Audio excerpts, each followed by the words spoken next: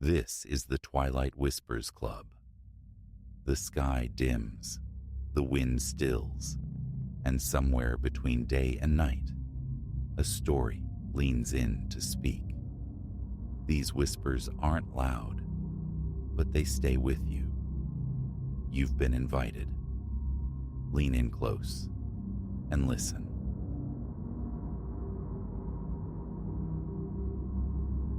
An alien tang first pierced the pastoral calm, sharp and wrong, a chemical dissonance against the green scent of my Aunt Isolde's country lane.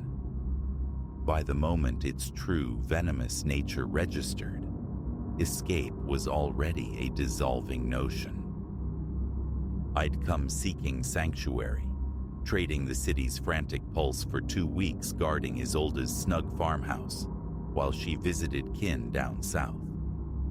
A reverie of porch-bound afternoons with dog-eared novels, perhaps a clumsy flirtation with the garden earth, had lured me from my cramped apartment, my pressure cooker career. Instead, I found myself ringside for a slow-motion catastrophe.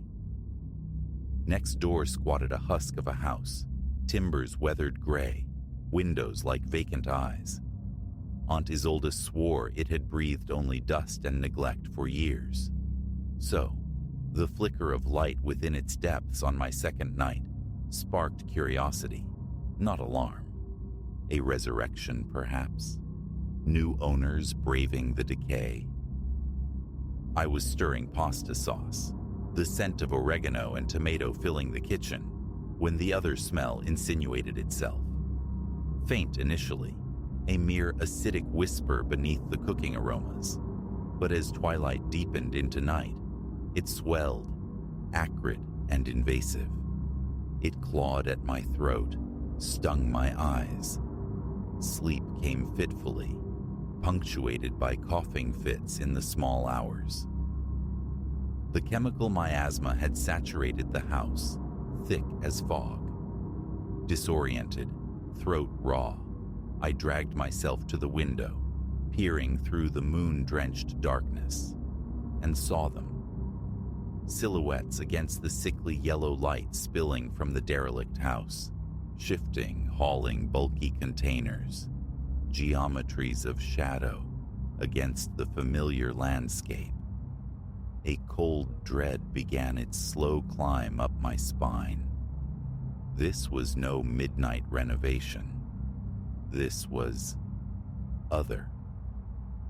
My fingers found my phone, poised to dial for help, yet a paralysis held me. Overreaction, a mundane explanation lurking just beyond my panicked thoughts. Disrupting the profound quiet of Isolde's haven felt like a transgression. So I watched, a silent sentinel behind the glass, as the night pulsed with illicit energy. Dawn brought no relief, only a persistent low-grade anxiety hum beneath the surface of the day. The chemical ghost lingered, fainter, yet stubbornly present. Cars materialized now, sleek, anonymous vehicles with tinted glass and plates from distant states. They arrived, disgorged occupants who vanished inside the decrepit house, then reappeared precisely 15 minutes later, departing swiftly. I took to the porch, book open on my lap, a flimsy disguise for my increasingly focused surveillance. The rhythm became undeniable. Arrival, 15 minutes. Departure, often with a small, nondescript parcel, clutched by the departing figure. The pieces clicked into place with the cold finality of a cell door locking. The caustic air, the nocturnal ballet of shadows, the metronomic visits. They were synthesizing poison. Right there, breathing the same country air, beside my aunt's cherished home. Flight screamed through my veins. Pack, flee, call Isolde, shatter her Floridian peace with this toxic truth. Get out. but a strange inertia anchored me. Was it the violation of this tranquil pocket of the world, a nascent protectiveness for my absent aunt, or simply the dark magnetic pull of the abyss opening next door? Whatever its name, the impulse solidified. Stay, observe, understand. My notebook became a repository of dread, arrival times logged, vehicle descriptions sketched, fleeting glimpses of faces noted. My phone camera, wielded with furtive haste, captured blurry, incriminating fragments. 3 days into this self-assigned espionage, the game changed. I was in the backyard, pegging laundry to the line, admittedly angling for a clearer vantage point, when a rough voice barked, "Oi, you." My head snapped around. A man stood at the dilapidated fence dividing the properties, broad-shouldered, ink crawling up his forearms like dark vines, his gaze unnervingly direct. Looking for something? I called back, striving for a nonchalance my hammering pulse betrayed. He cleared the fence in a single, unnervingly fluid motion. Close up, the stale reek of cigarettes mingled with that persistent chemical harshness, clinging to his clothes.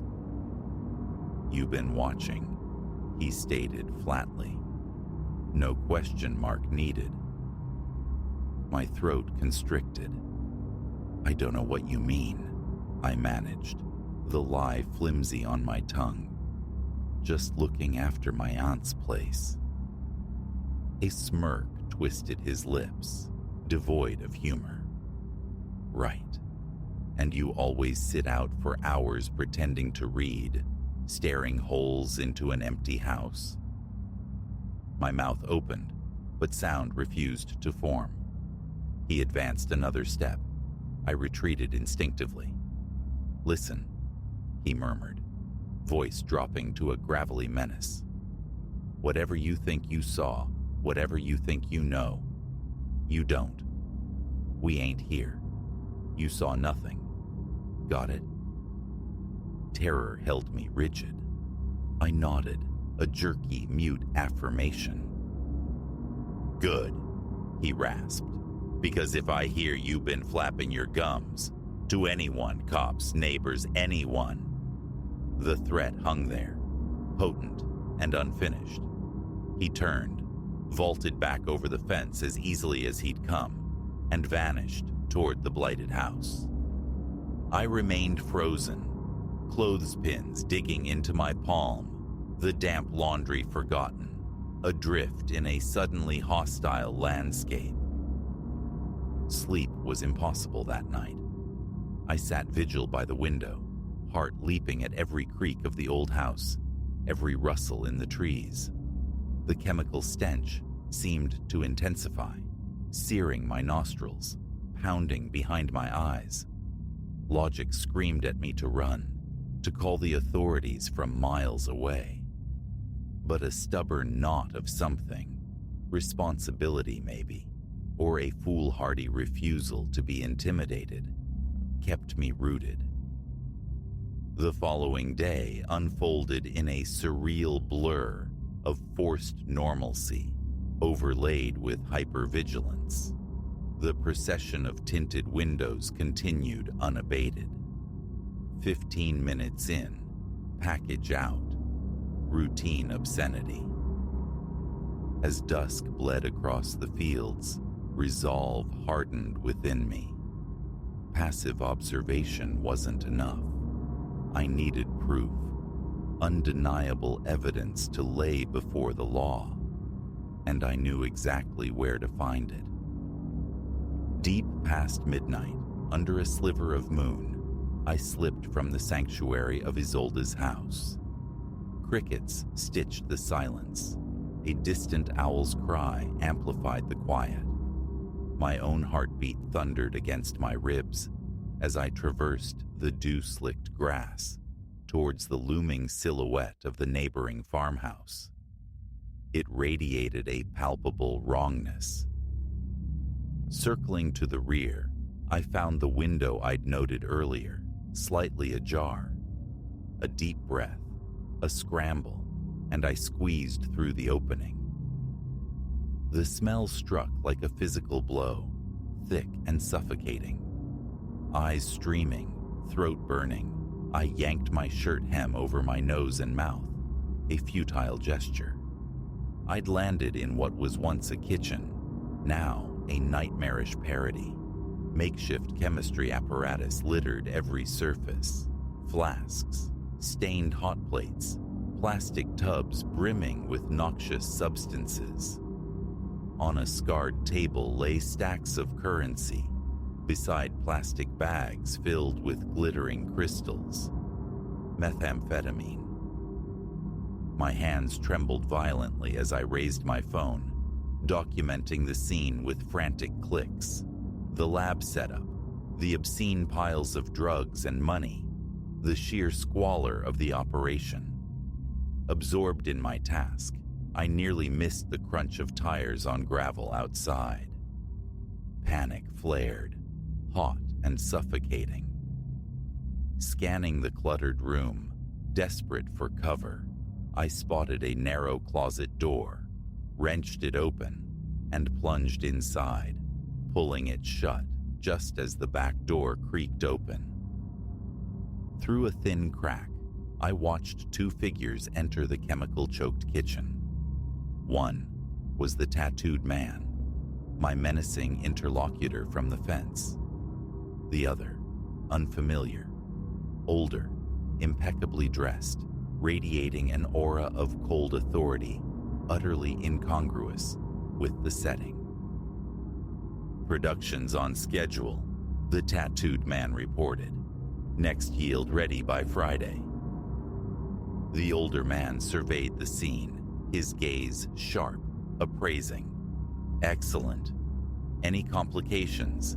Neighbors?" A flicker of hesitation from the tattooed man. "Just the one. The woman next door. Been watching." I put the fear in her, but the older man's face hardened into granite. "No buts. No loose ends. Deal with it." Ice water flooded my veins. Me. They were discussing my elimination. The tattooed man gave a curt nod. "Consider it done." Their conversation drifted to logistics, profits, distribution routes, but the words blurred into white noise.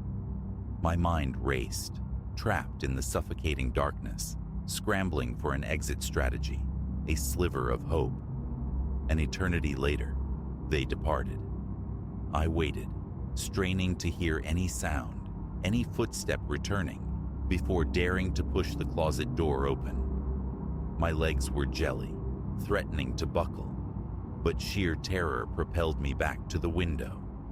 As I scrambled out into the cool night air, a shout erupted from behind me. I didn't look back. I ran, fueled by primal fear, across the dark expanse of lawn, back to the relative safety of Isolde's house. The door slammed shut behind me. Bolts slid home with shaking hands.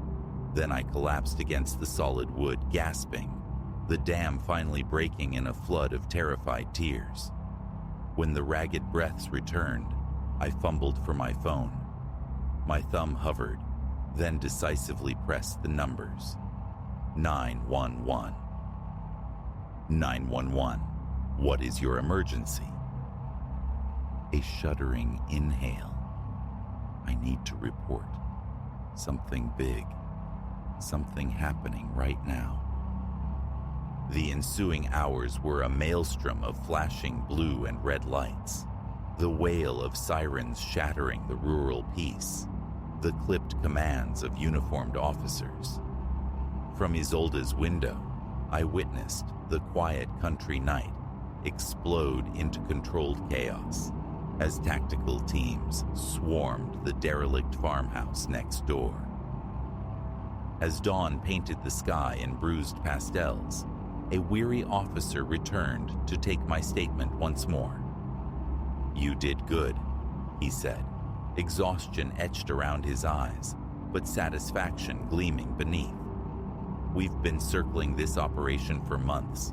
Your photos, your testimony, that was the key." I could only nod, hollowed out by adrenaline and fear. "We'll need a formal statement down at the station later," he added.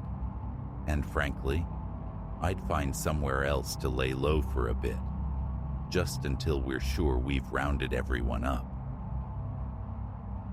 He was right.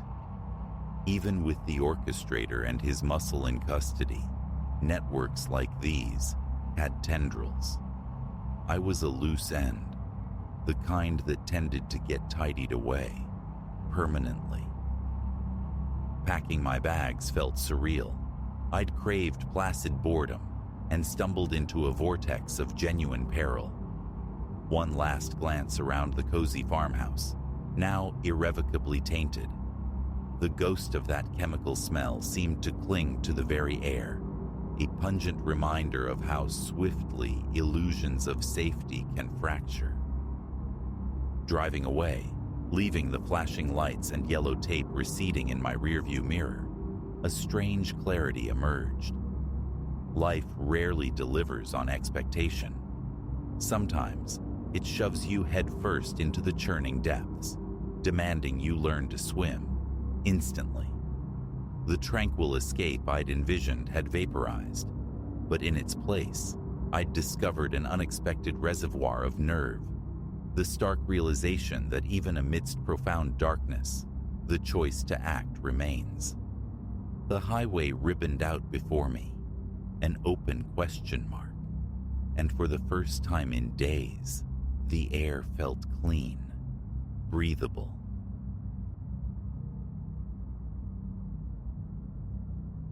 A violent start jolted me from sleep 3 nights past, my heart a frantic drum against my ribs.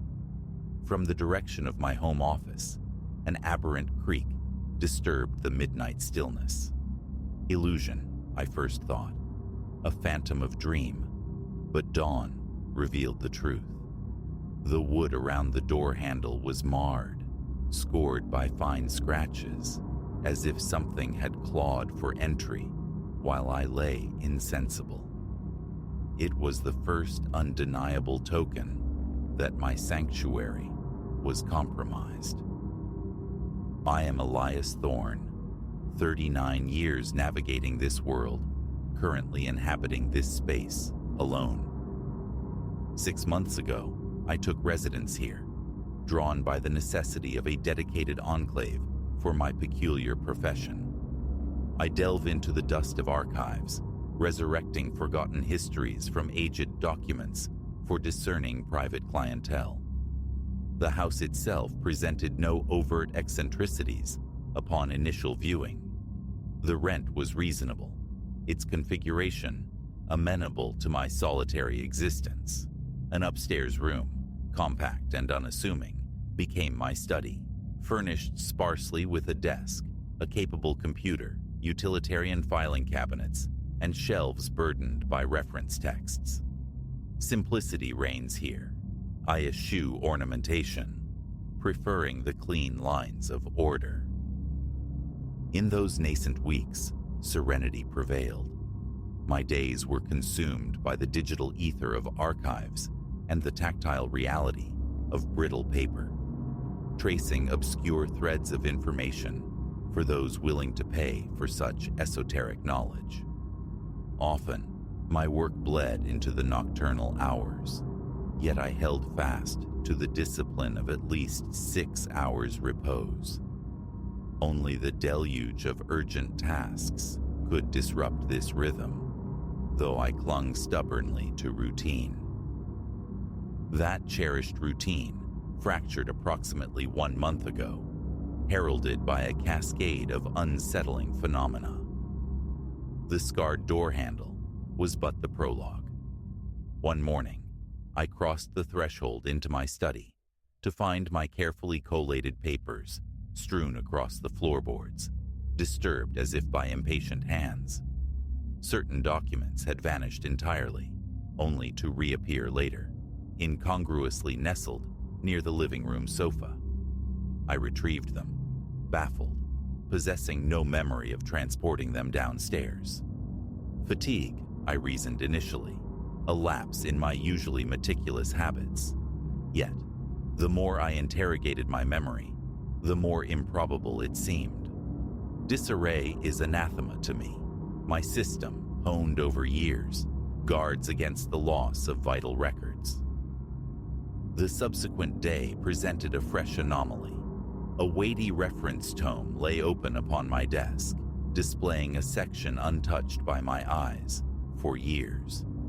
It pertained to arcane methodologies of research, a volume consulted once and promptly relegated to the shelf's dusty quiet. To find it gaping at a passage detailing forbidden medical inquiries, procedures long prescribed by governing bodies, stirred a profound disquiet within me. Its relevance to my current projects was non-existent. Yet as I closed the book and restored it to its place, I couldn't dispel the insistent notion that its exhibition was deliberate, a message intended for me. Prudence dictated locking the office door. Each night, I turned the key, verifying the secure click twice over.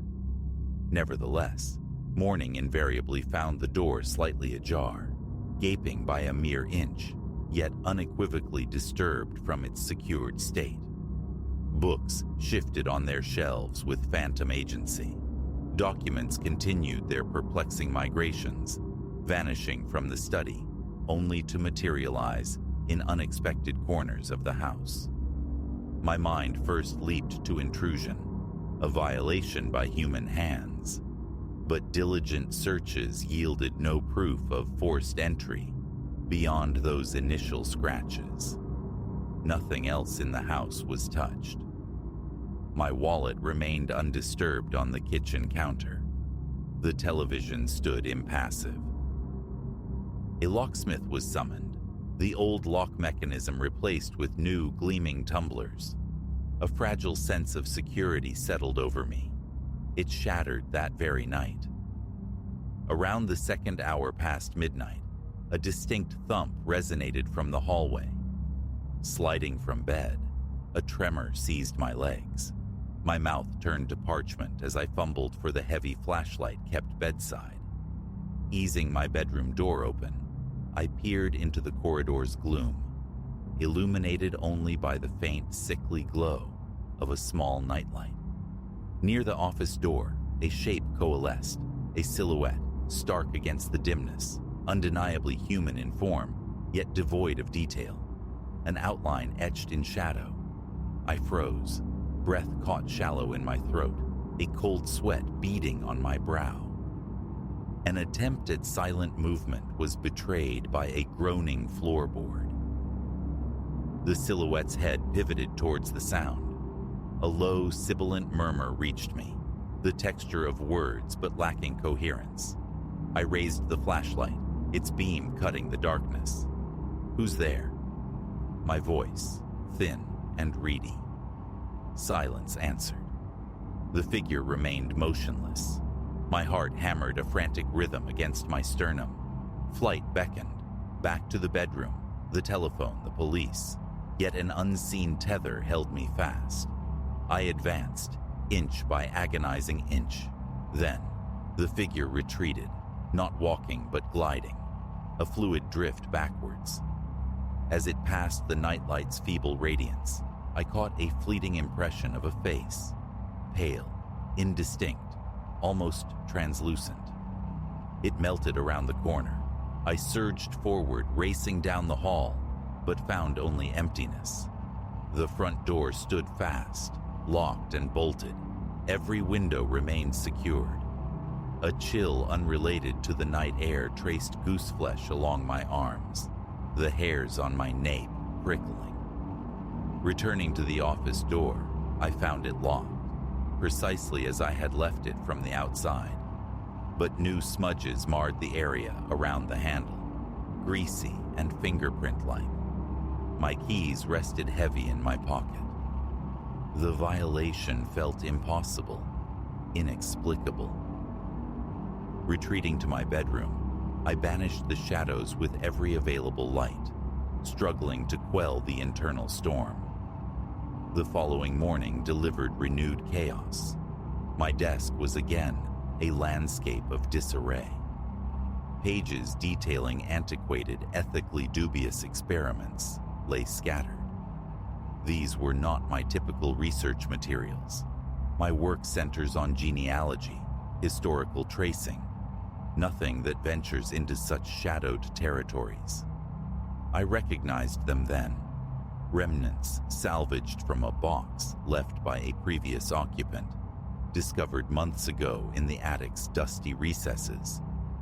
It contained a miscellany of data concerning medical trials, unsanctioned techniques, detritus I'd deemed worthless and consigned to the back of a filing cabinet.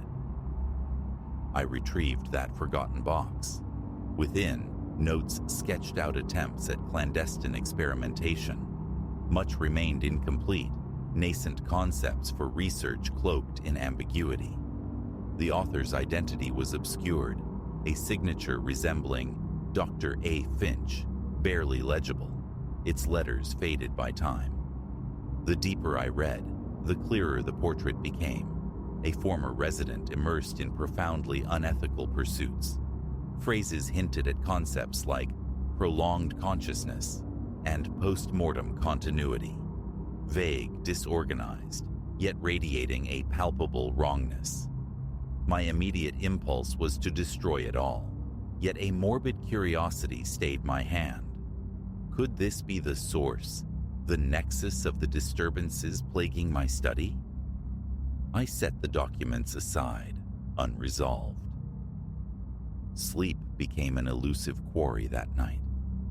The image of the hallway silhouette replayed relentlessly behind my closed eyelids, accompanied by the phantom echo of that low murmuring.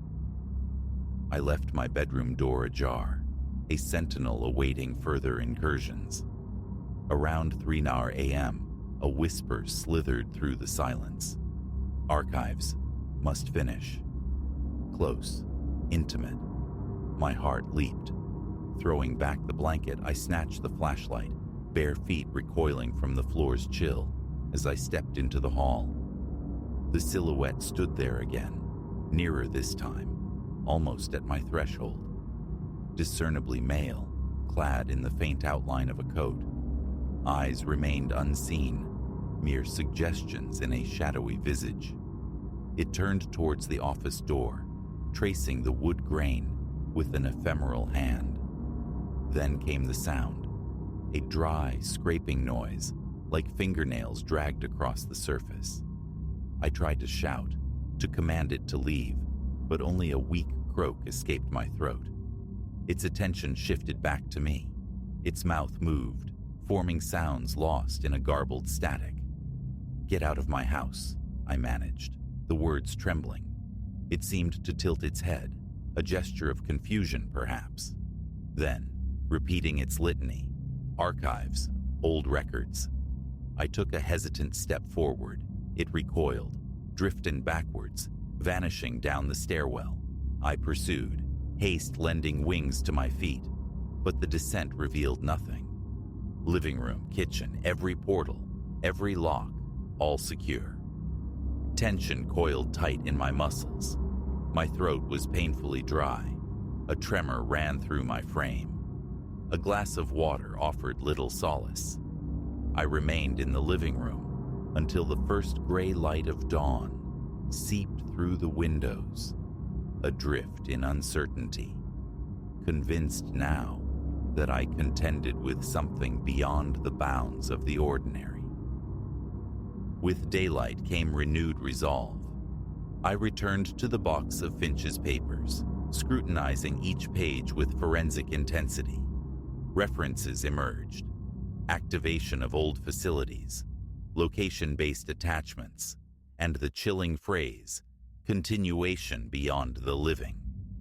A hypothesis began to coalesce. Perhaps Alistair Finch, the author of these notes, had met his end before completing his magnum opus.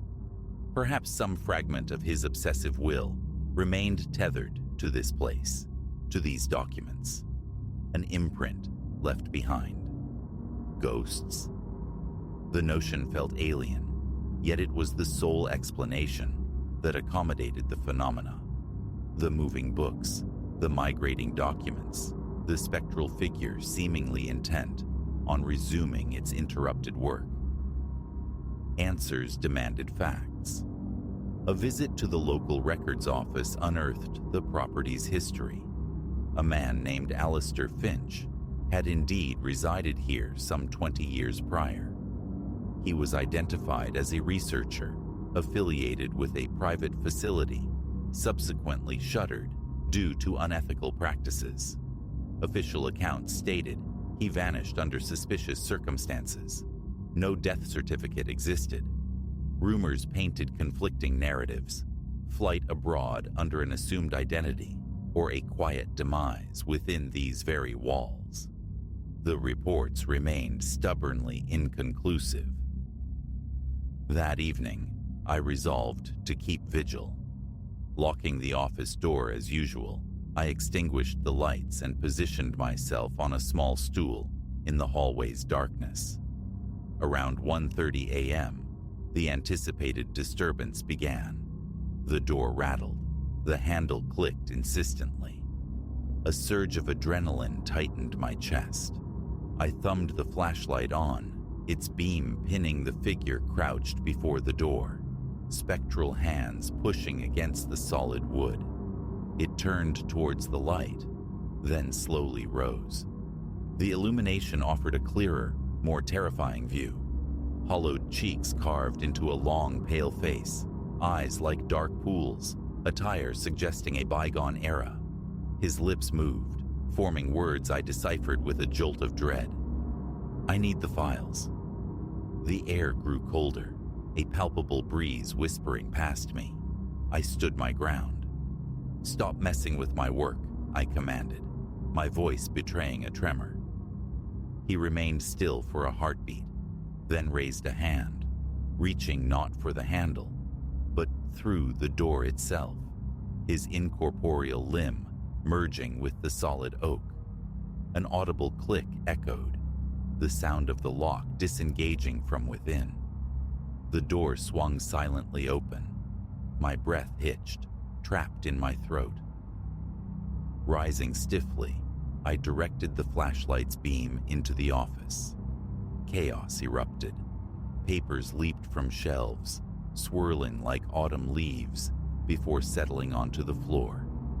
The apparition stepped inside, its attention fixed on the scattered documents, phantom fingers seeming to sift through them. Suddenly it spun towards me, emitting a cry, not loud in volume, but possessing a weight, a pressure that bore down on my eardrums. The words remained unintelligible, yet the fury was unmistakable. My flashlight flickered erratically. My legs refused to obey, locking me in place. A primal urge to rush in, to physically confront it, warred with paralyzing fear. Then, silence fell once more. The figure surveyed the strewn pages, pacing slowly, examining them. Short, clipped phrases punctuated the quiet. Final steps, incomplete, must finish. My heart pounded against my ribs. I forced myself to breathe, slowly, deliberately, masking my terror. "What do you want?" The question tore from my tight throat. It turned, its expression utterly blank, then surged past me, a cold rush of air, disappearing back into the hallway. The office door slammed shut behind it with concussive force. Footsteps, heavy and distinct, descended the stairs and faded into nothing. Following, I found only emptiness. The encounter solidified my conviction. The documents were the crux of the matter. The following day, I spread Alistair Finch's legacy across my desk, seeking the vital element that fueled this spectral obsession. More notes surfaced, detailing unauthorized experiments, typed and handwritten fragments, chronicling a relentless drive to continue trials, regardless of cost, obscure instructions for utilizing specific, unnamed instruments. Mentions of subterranean laboratories appeared, devoid of addresses.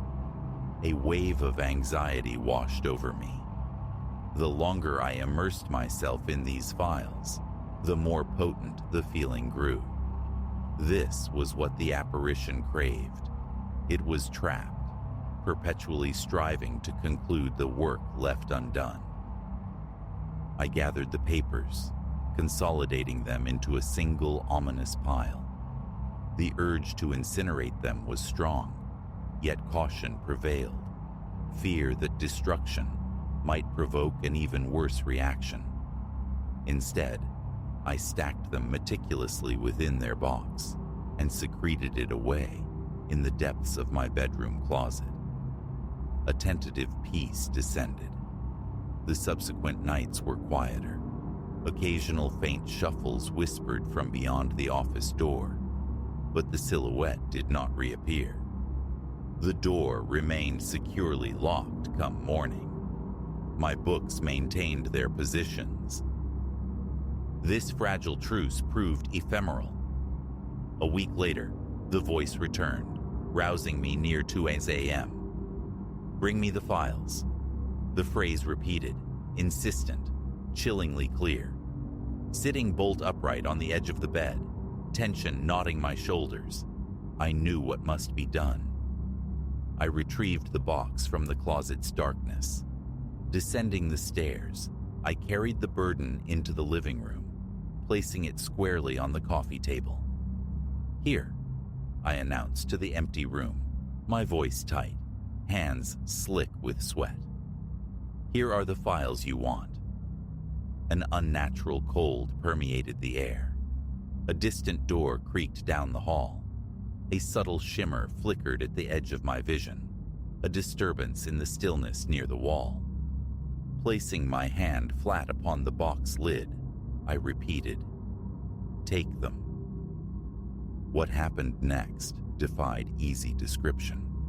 The papers within the box stirred, rustling violently, as if caught in a sudden, localized gale.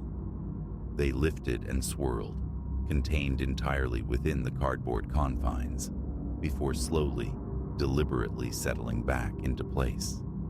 The oppressive cold dissipated. The air felt suddenly lighter, normal.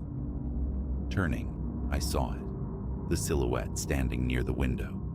It raised a hand, a gesture that might have been acknowledgement, perhaps even farewell. Then, it simply dissolved, fading into the pre-dawn gloom.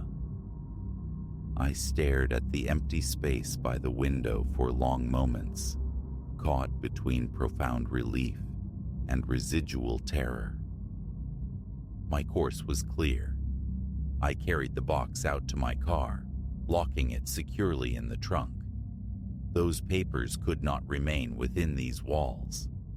My plan solidified.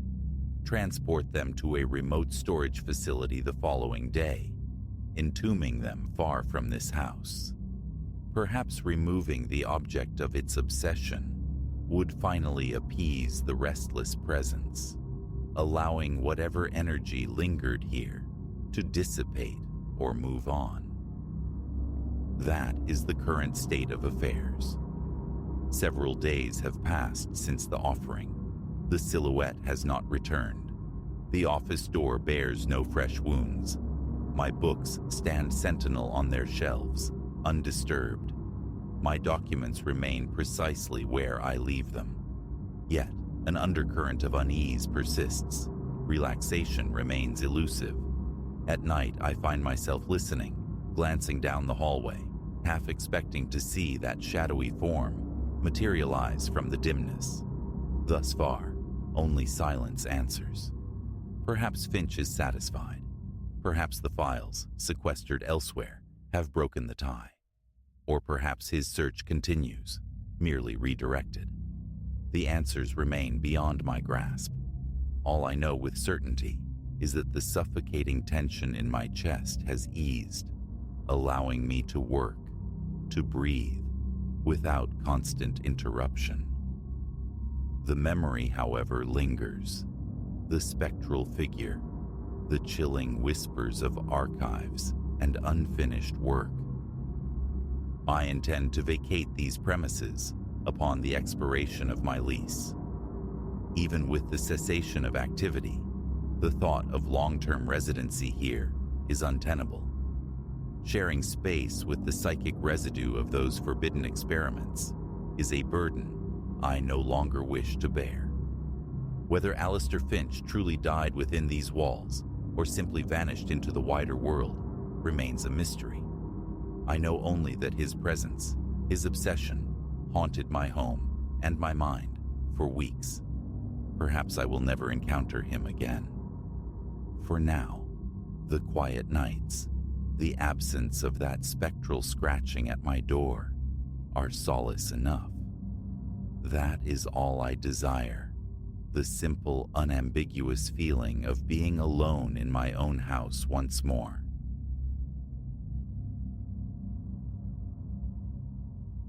Midnight found the tempest in full throat, a cacophony of wind and wave against which the first, almost apologetic rapping was nearly lost. I, Elias Thorne, dismissed it, mere storm-flung detritus against the lighthouse door. Yet, as the hours bled one into the next, the tapping shed its timidity, swelling to an insistent demand.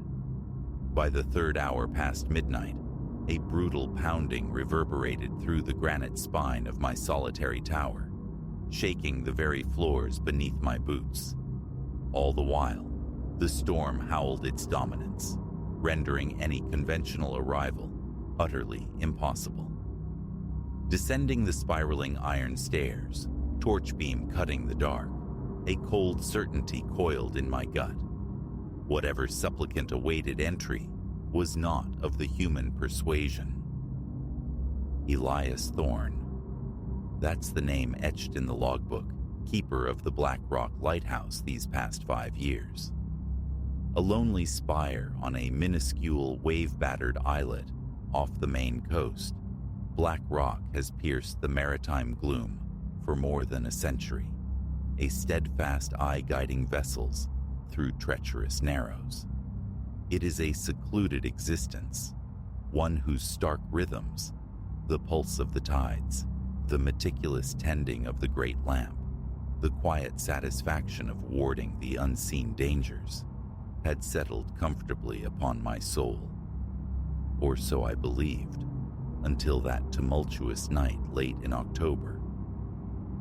The day had unfurled with deceptive normality, my rituals observed, the lens polished, machinery oiled, the weather notations meticulously logged.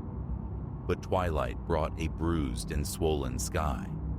Static-laced warnings crackled from the radio, an unforeseen squall system churning towards us, promising gale-force winds, torrential rain, perhaps even ice hurled from the heavens. I made the rounds, securing the exterior, battening down against the impending violence. By nightfall, the storm unleashed its fury.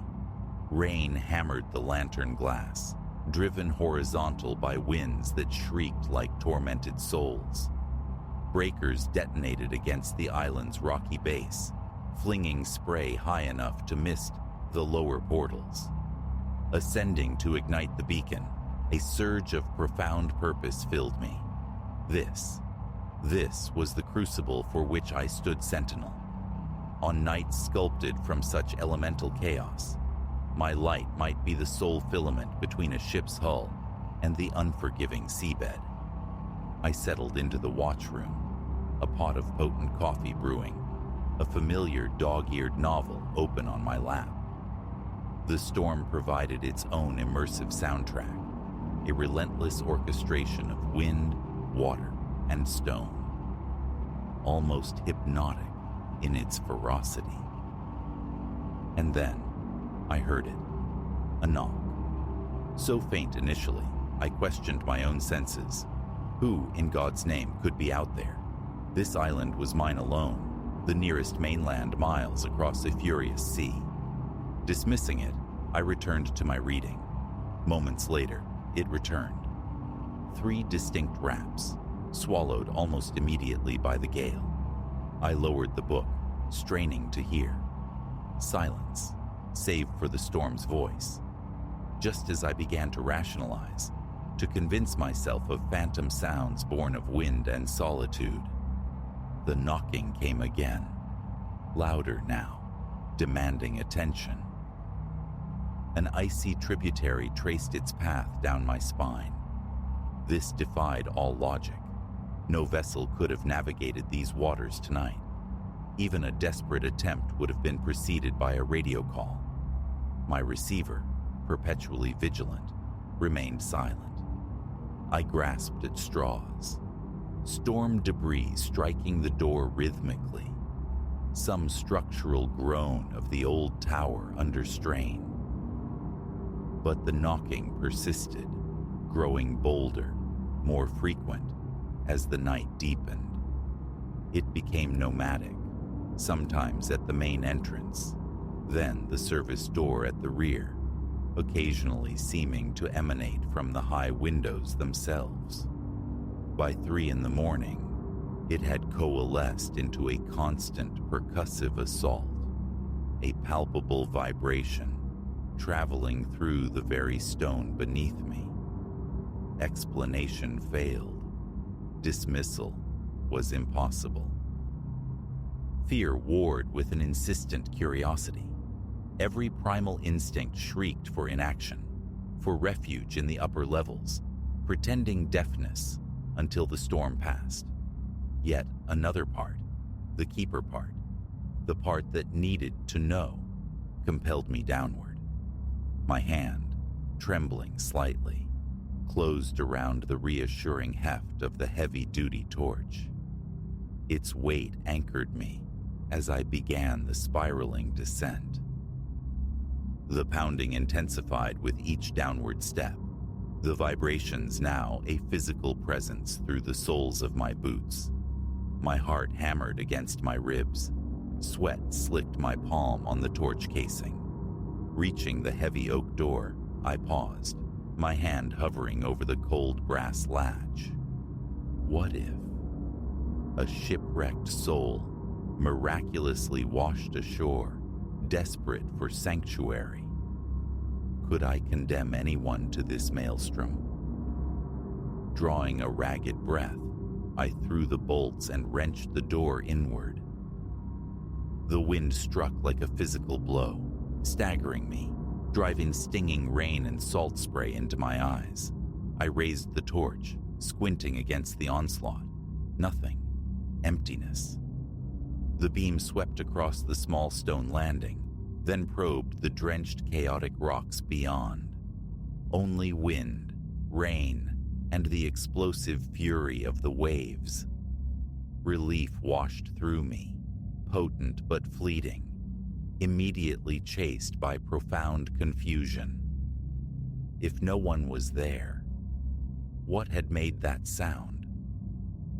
Then I saw it, poised at the ragged edge of the torchlight, down near the tumultuous shoreline. A figure, utterly still amidst the elemental chaos. I blinked, convinced it was an apparition born of stress and shadow, but it remained. Tall, gaunt, draped in something akin to a long coat that writhed and snapped in the gale. Its face was lost to the tenebrous gloom. Hello.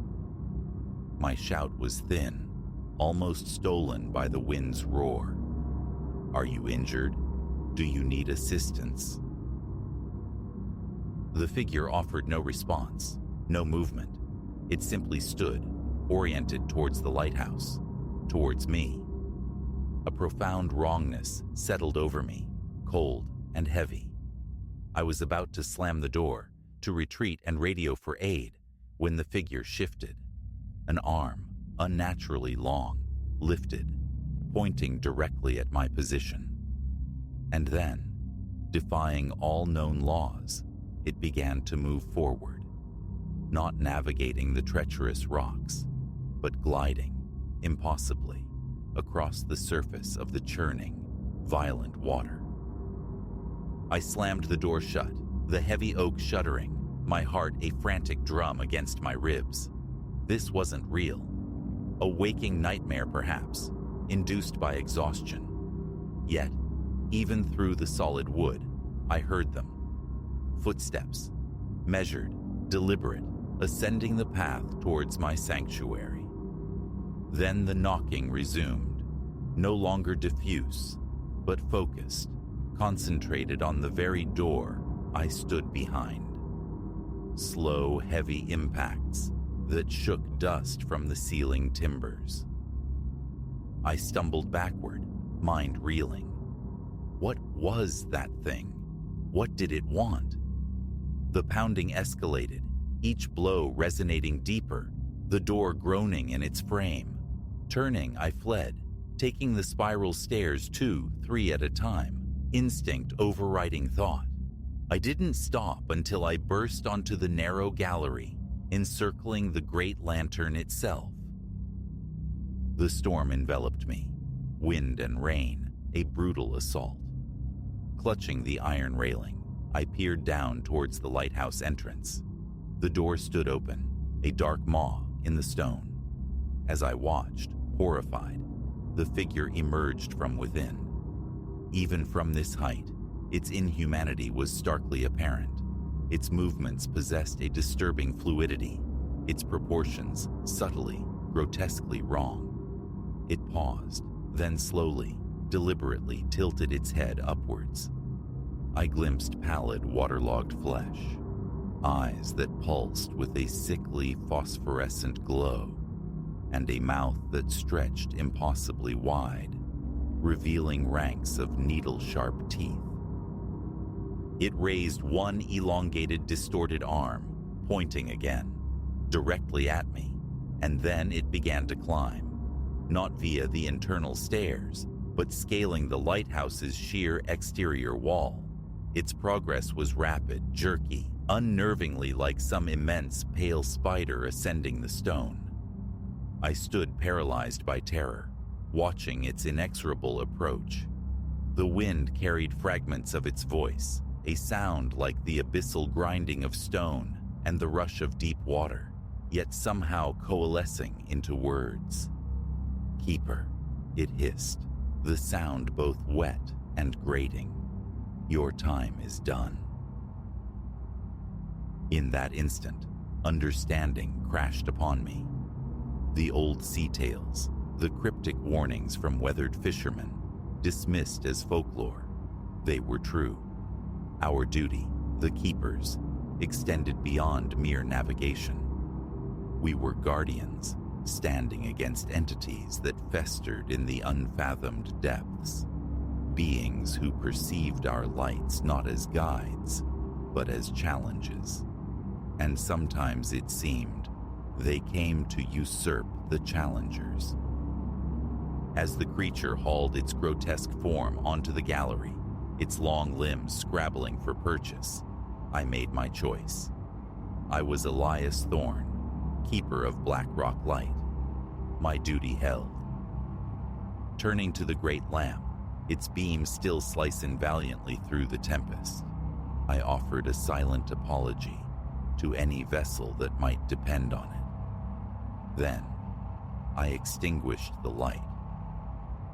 Plunged into sudden, disorienting blackness, the creature hesitated, seemingly confused. I seized the moment, ducking beneath its flailing limb and hurtling back towards the stairs. I heard it behind me, a wet, chittering sound interspersed with the scrape of claws on metal as it pursued. But this tower was my domain. I knew its every twist, and shadow. Reaching the base, I bolted out into the storm, not pausing until I reached the wave-battered shore. There, I turned. The entity followed, emerging from the lighthouse, looming over me, its form seeming to ripple and shift in the storm-lashed darkness. Away from the lighthouse, away from the extinguished beacon, it seemed diminished, less certain. "You are the keeper," it rasped, the voice tinged with confusion, perhaps even a flicker of fear. I stood my ground, drenched and shivering but resolute. "I am," I answered, my voice steadier than I felt. "And this is my light, my watch. You hold no claim here." For a charged moment, we confronted each other, human and horror, locked in a tableau amidst the raging elements. Then, slowly, hesitantly, the creature began to withdraw. It moved backward, step by deliberate step, until it reached the water's violent edge. With a final, lingering look, those phosphorescent eyes burning into mine, it dissolved beneath the churning waves. The instant it vanished, I scrambled back to the lighthouse. Hands shaking violently, I climbed and relit the beacon, its powerful beam, once again, cleaving the darkness. The remainder of the night I spent in the lantern room, eyes fixed on the tumultuous sea, watching for any sign of its return. But there was only the gradually abating storm and, eventually, the pale, uncertain watercolor of dawn. Now, as I sit inscribing this account into the official log, a part of me still struggles to accept the night's events. A fever dream? A hallucination born of isolation and stress? Yet, a deeper certainty resides in my bones. It was real. There are ancient things dwelling in the ocean's crushing depths that resent our steady lights. And as long as towers like Black Rock stand, there must be keepers to tend them. Keepers ready to face challenges beyond storm and shoal. The storm has broken. A new day demands its familiar routines, clearing debris, assessing damage, recording the night's terrors in carefully veiled language for the overseeing authorities. But as I move through these tasks, one eye will remain fixed upon the sea. For I understand now. My duty encompasses more than maintaining a lamp. I am the keeper of Black Rock Lighthouse, and I will be ready should the knocking ever come again.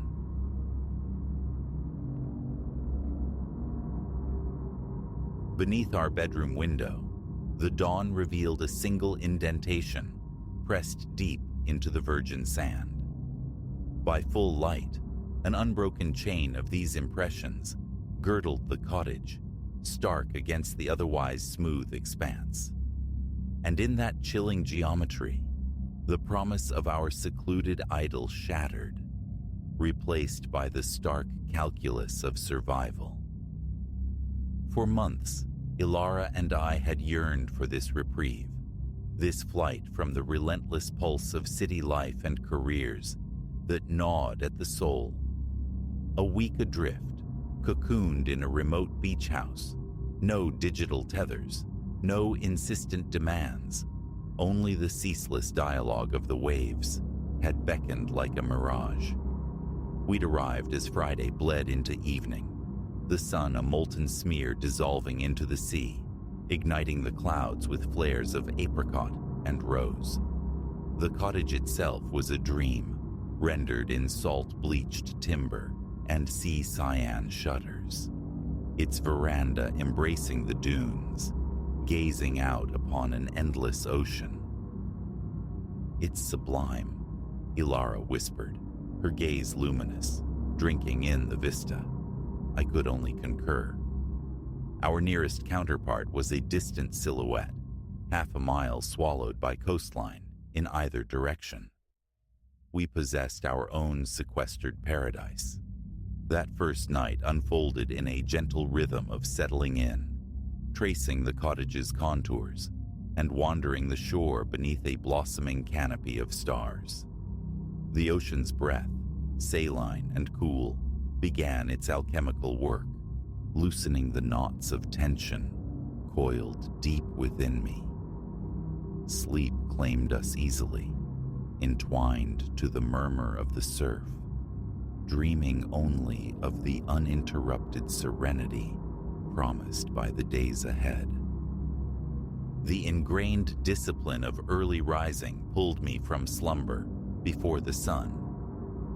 Careful not to wake Ilara, I slipped downstairs, the floorboards cool beneath my feet, intent on coaxing life from the coffee percolator. While awaiting its gurgling alchemy, the pre-dawn luminescence painting silver on the wave crests drew me windowward. There it lay, one solitary footprint etched into the sand directly below our sleeping chamber. Instinct suggested our own nocturnal wanderings, yet closer scrutiny revealed a print far exceeding the dimensions of either Ilara's foot or mine. More disturbingly, it pointed towards the house, an arrival, not a departure. A tremor, unrelated to the mild morning air, traced its way down my spine. Impelled by a nascent urgency, I moved outside, needing to examine this anomaly before the incoming tide could erase it. What awaited turned my marrow cold. The lone print was merely the first link in a chain. A complete circlet of identical impressions surrounded the entire structure, as though some entity had methodically paced around our haven throughout the night. I stood rooted, my thoughts scrambling for purchase on a logical explanation. A prank? Local youths testing the mettle of off-season visitors? But the sheer precision was baffling. Perfect prints in yielding sand, with no surrounding disturbance. And the pattern, a deliberate enclosure, not random mischief. "Reese, what are you doing out?" Ilara's voice, soft yet sharp, cut through my paralysis. She stood on the veranda, swathed in a robe, curiosity etched onto her features. A fleeting impulse urged me towards deflection. Why poison our sanctuary with what might be mere foolishness? But as my lips parted to shape a dismissal, the lie felt impossible, treacherous. "Ilara, you need to see this," I managed, gesturing towards the sand. "Confirm I haven't lost my mind." She descended the steps, her own delicate footprints momentarily gracing the sand, beside the larger, more menacing marks. As her eyes followed the circumference, the color drained from her face. What is this?" she breathed, the words barely audible.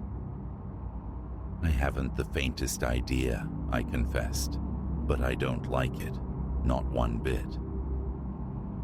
The ensuing hour saw us meticulously scouring the beach, seeking any corroborating sign, a trail leading away, a scuffle, anything.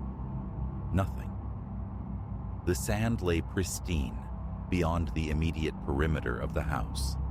It was as if the printmaker had simply materialized, performed their unnerving circuit, and dissolved back into the ether. "Should we try the police?" Ilara proposed, her voice tight, as we retreated towards the cottage. I nodded, though the prospect felt futile. What report could we make? Unsettling footprints, soon to be erased by nature? The landline offered only a hiss of static. My mobile displayed a void where signal bars should be. We were utterly marooned. Likely the approaching storm, I offered, indicating the bruised clouds massing on the horizon. Service will return once it passes. Ilara gave a slight nod, but the apprehension in her eyes was a stark reflection of my own burgeoning unease. We attempted to salvage the day, to reclaim the languid peace of the evening prior, but the spell was broken. The carefree atmosphere had evaporated, replaced by a brittle tension. Every creak of timber, every sigh of the wind became a potential harbinger. Shadows pooled in corners, seeming to deepen and watch. As dusk surrendered to night, and the storm unleashed its preliminary growls, the air within the cottage grew thick, almost unbreathable. We checked latches, drew curtains, small rituals offering scant comfort against an intangible dread. Perhaps we should leave, Ilara murmured from the darkness beside me in bed. Sleep an elusive phantom for us both. First light, just drive back. Agreed, I replied, the concession grating against some primal territorial instinct. Yet, prudence screamed louder than pride.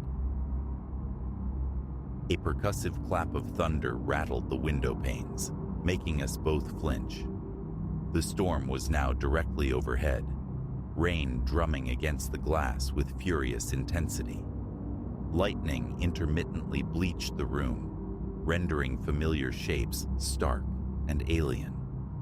It was then we heard it, a sound distinct from the tempest's symphony, a low, grating scrape emanating from the floor below. Ilara's hand found mine, her grip fierce. "Reese," she whispered, her voice frayed with terror. "Someone's inside." My immediate reaction was denial, the wind, the house settling, but I'd heard it too. And now, straining our senses in the charged silence between thunderclaps, another sound emerged. Footfalls, heavy, measured, traversing the ground floor. My mind raced, cataloging potential defenses.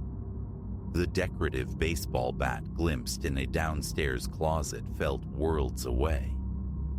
The weighty ceramic lamp on the nightstand was the only viable weapon within reach.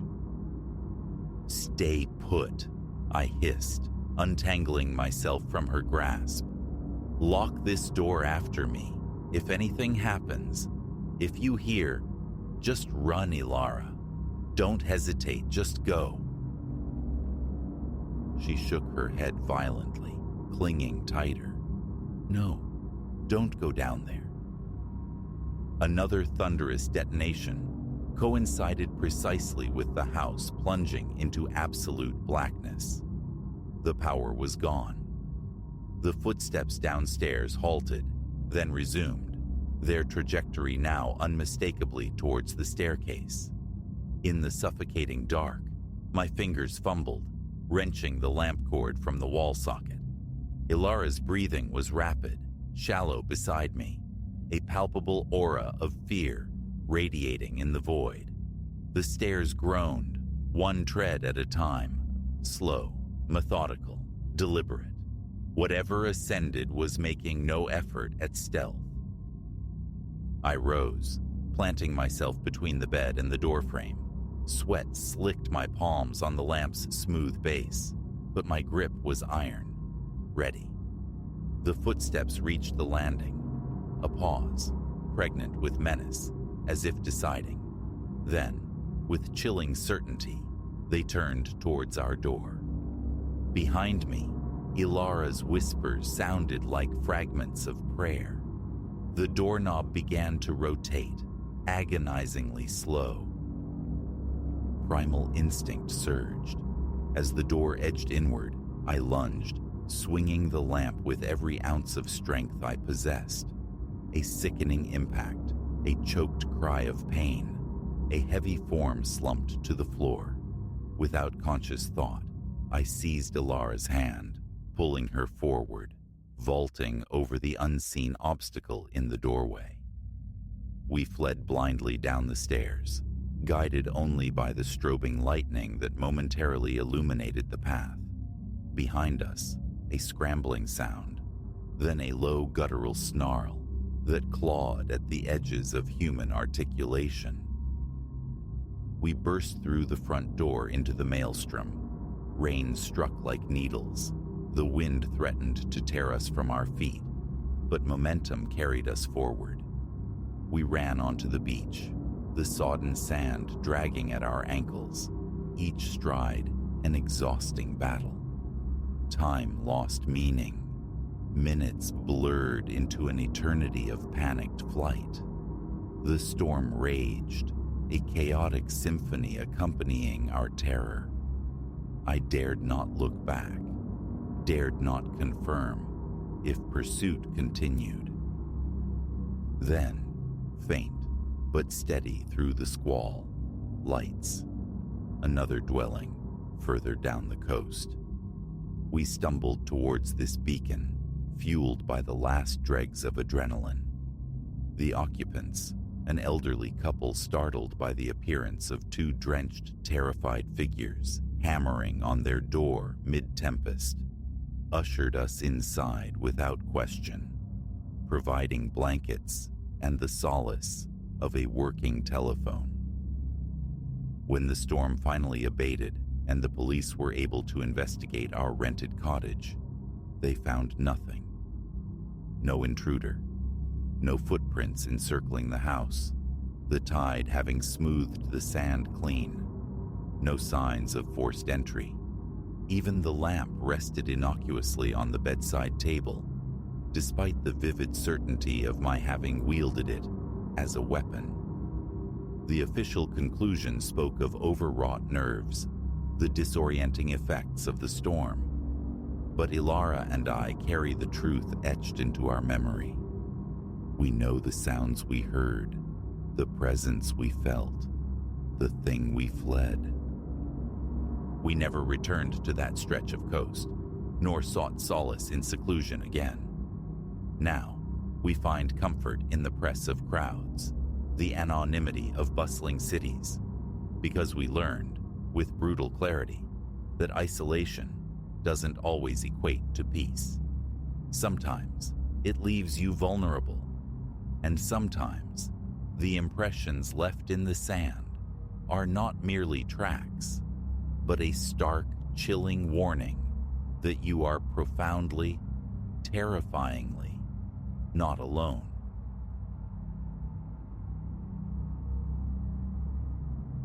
Angelo's sign, a wounded crimson beacon, pulsed erratically through the downpour, painting the vacant lot in strokes of uneasy light. Rain lashed the asphalt, blurring the promise of pizza, the neon script stuttering like a failing heartbeat. A glance at the dashboard clock, 11:47 p.m. One final run, then surrender to the night. For half a year, these streets had been my domain, navigated for Angelo, chasing tuition payments one delivery at a time. Humble work, rarely dramatic, until tonight. Warmth radiated from the cardboard box on the passenger seat, a fragile shield against the encroaching chill. The destination, an address bleeding off the map's edge, a fringe territory whispered about, rarely visited. Pulling away from the flickering sanctuary of Angelo's, a disquiet coiled in my gut, cold and unwelcome.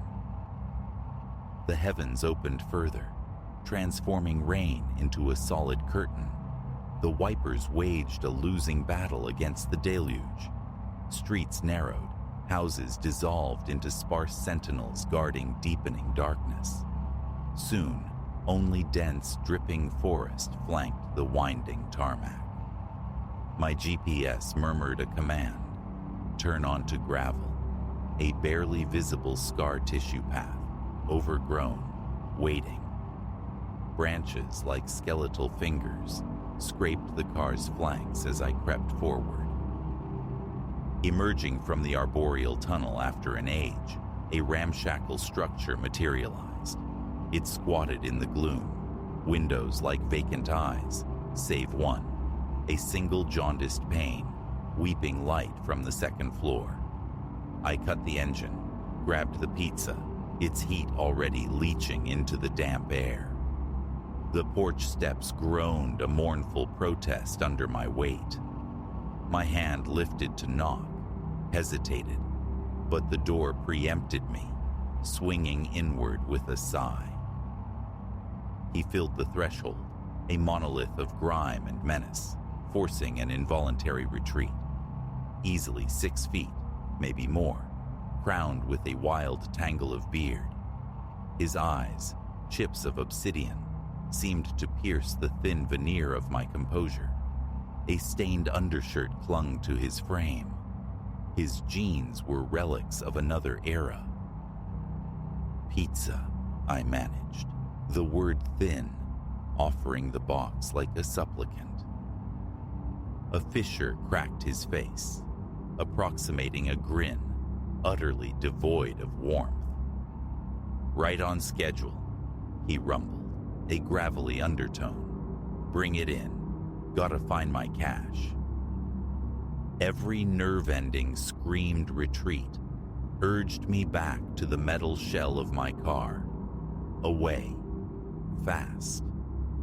But the specter of termination, the newness of the job, held me captive. Against the frantic pulse in my ears, I crossed the threshold. Inside, darkness clung to cluttered surfaces.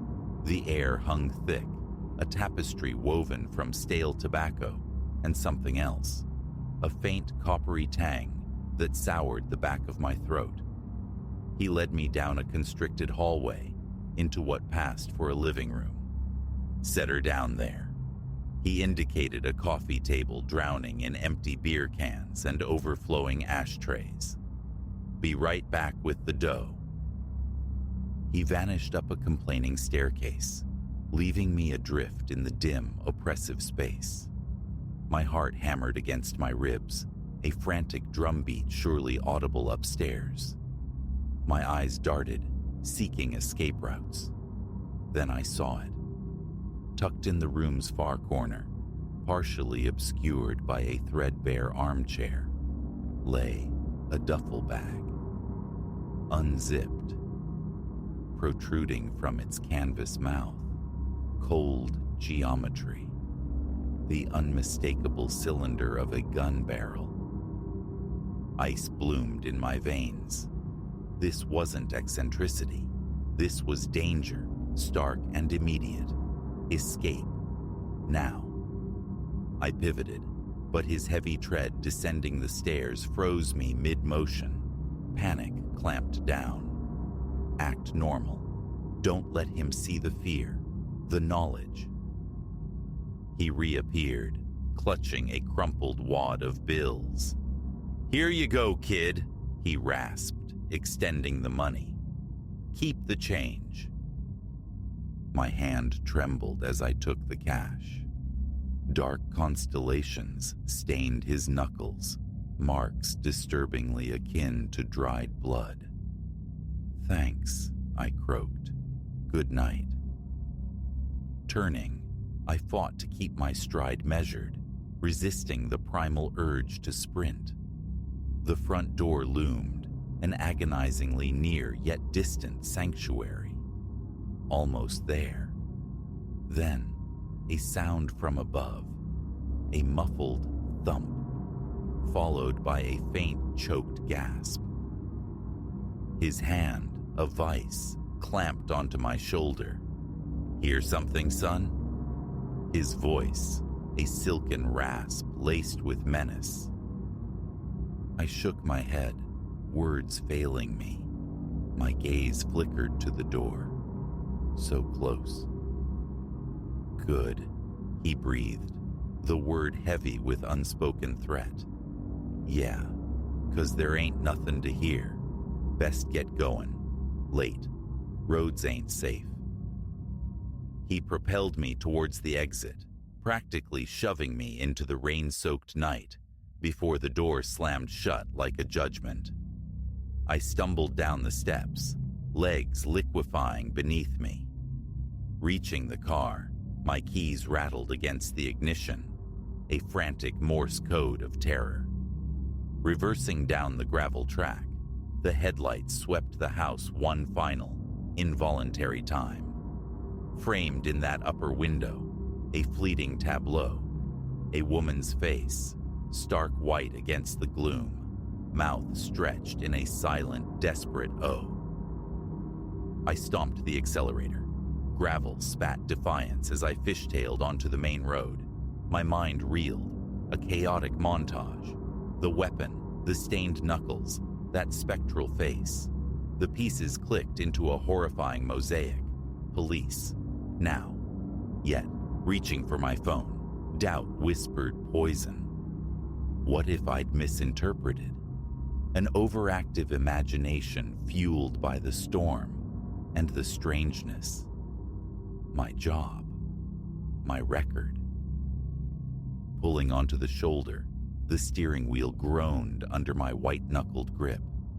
Drive back to Angelo's, bury the memory, or gamble on the horrifying truth, potentially save a life. The choice wasn't a choice. It was an imperative. I dialed 911, my voice a shaky tremor, relaying the nightmare to the dispatcher. Drive to the nearest station, they instructed. Wait. Hours bled into a sterile haze of fluorescent lights and clipped questions. I recounted everything. The firearm, the blood, the apparition in the window. They listened intently, the address galvanizing them into action. Dawn was breaking when the full picture emerged. Silas, the man with the obsidian eyes, was a phantom trailed by disappearances across 3 states. The raid confirmed their worst fears, uncovering grim evidence. And the woman? Alive. Captive in that upstairs room. My delivery. My call. The fragile thread she'd clung to. The ensuing weeks were a whirlwind. Detective interviews, a formal commendation, hesitant inquiries from local news crews. Angelo, bless him, offered a raise and unlimited time off. But even as normalcy cautiously reclaimed its territory, the night remained vivid, indelible. Angelo's stuttering sign, the slick obsidian roads, the silent scream etched onto the window pane. It colonized my dreams. I kept the job, though. It felt altered, weightier. Each darkened porch, each unfamiliar knock, held a new potential. Every delivery, a possible turning point.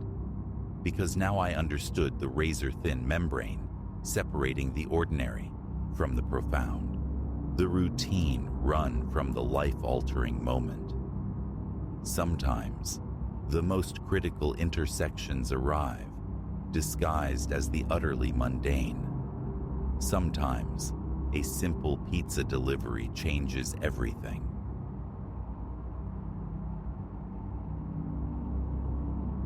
The Friday grind had worn Silas down to the nub. Escape beckoned from his Denver apartment, a sanctuary miles ahead.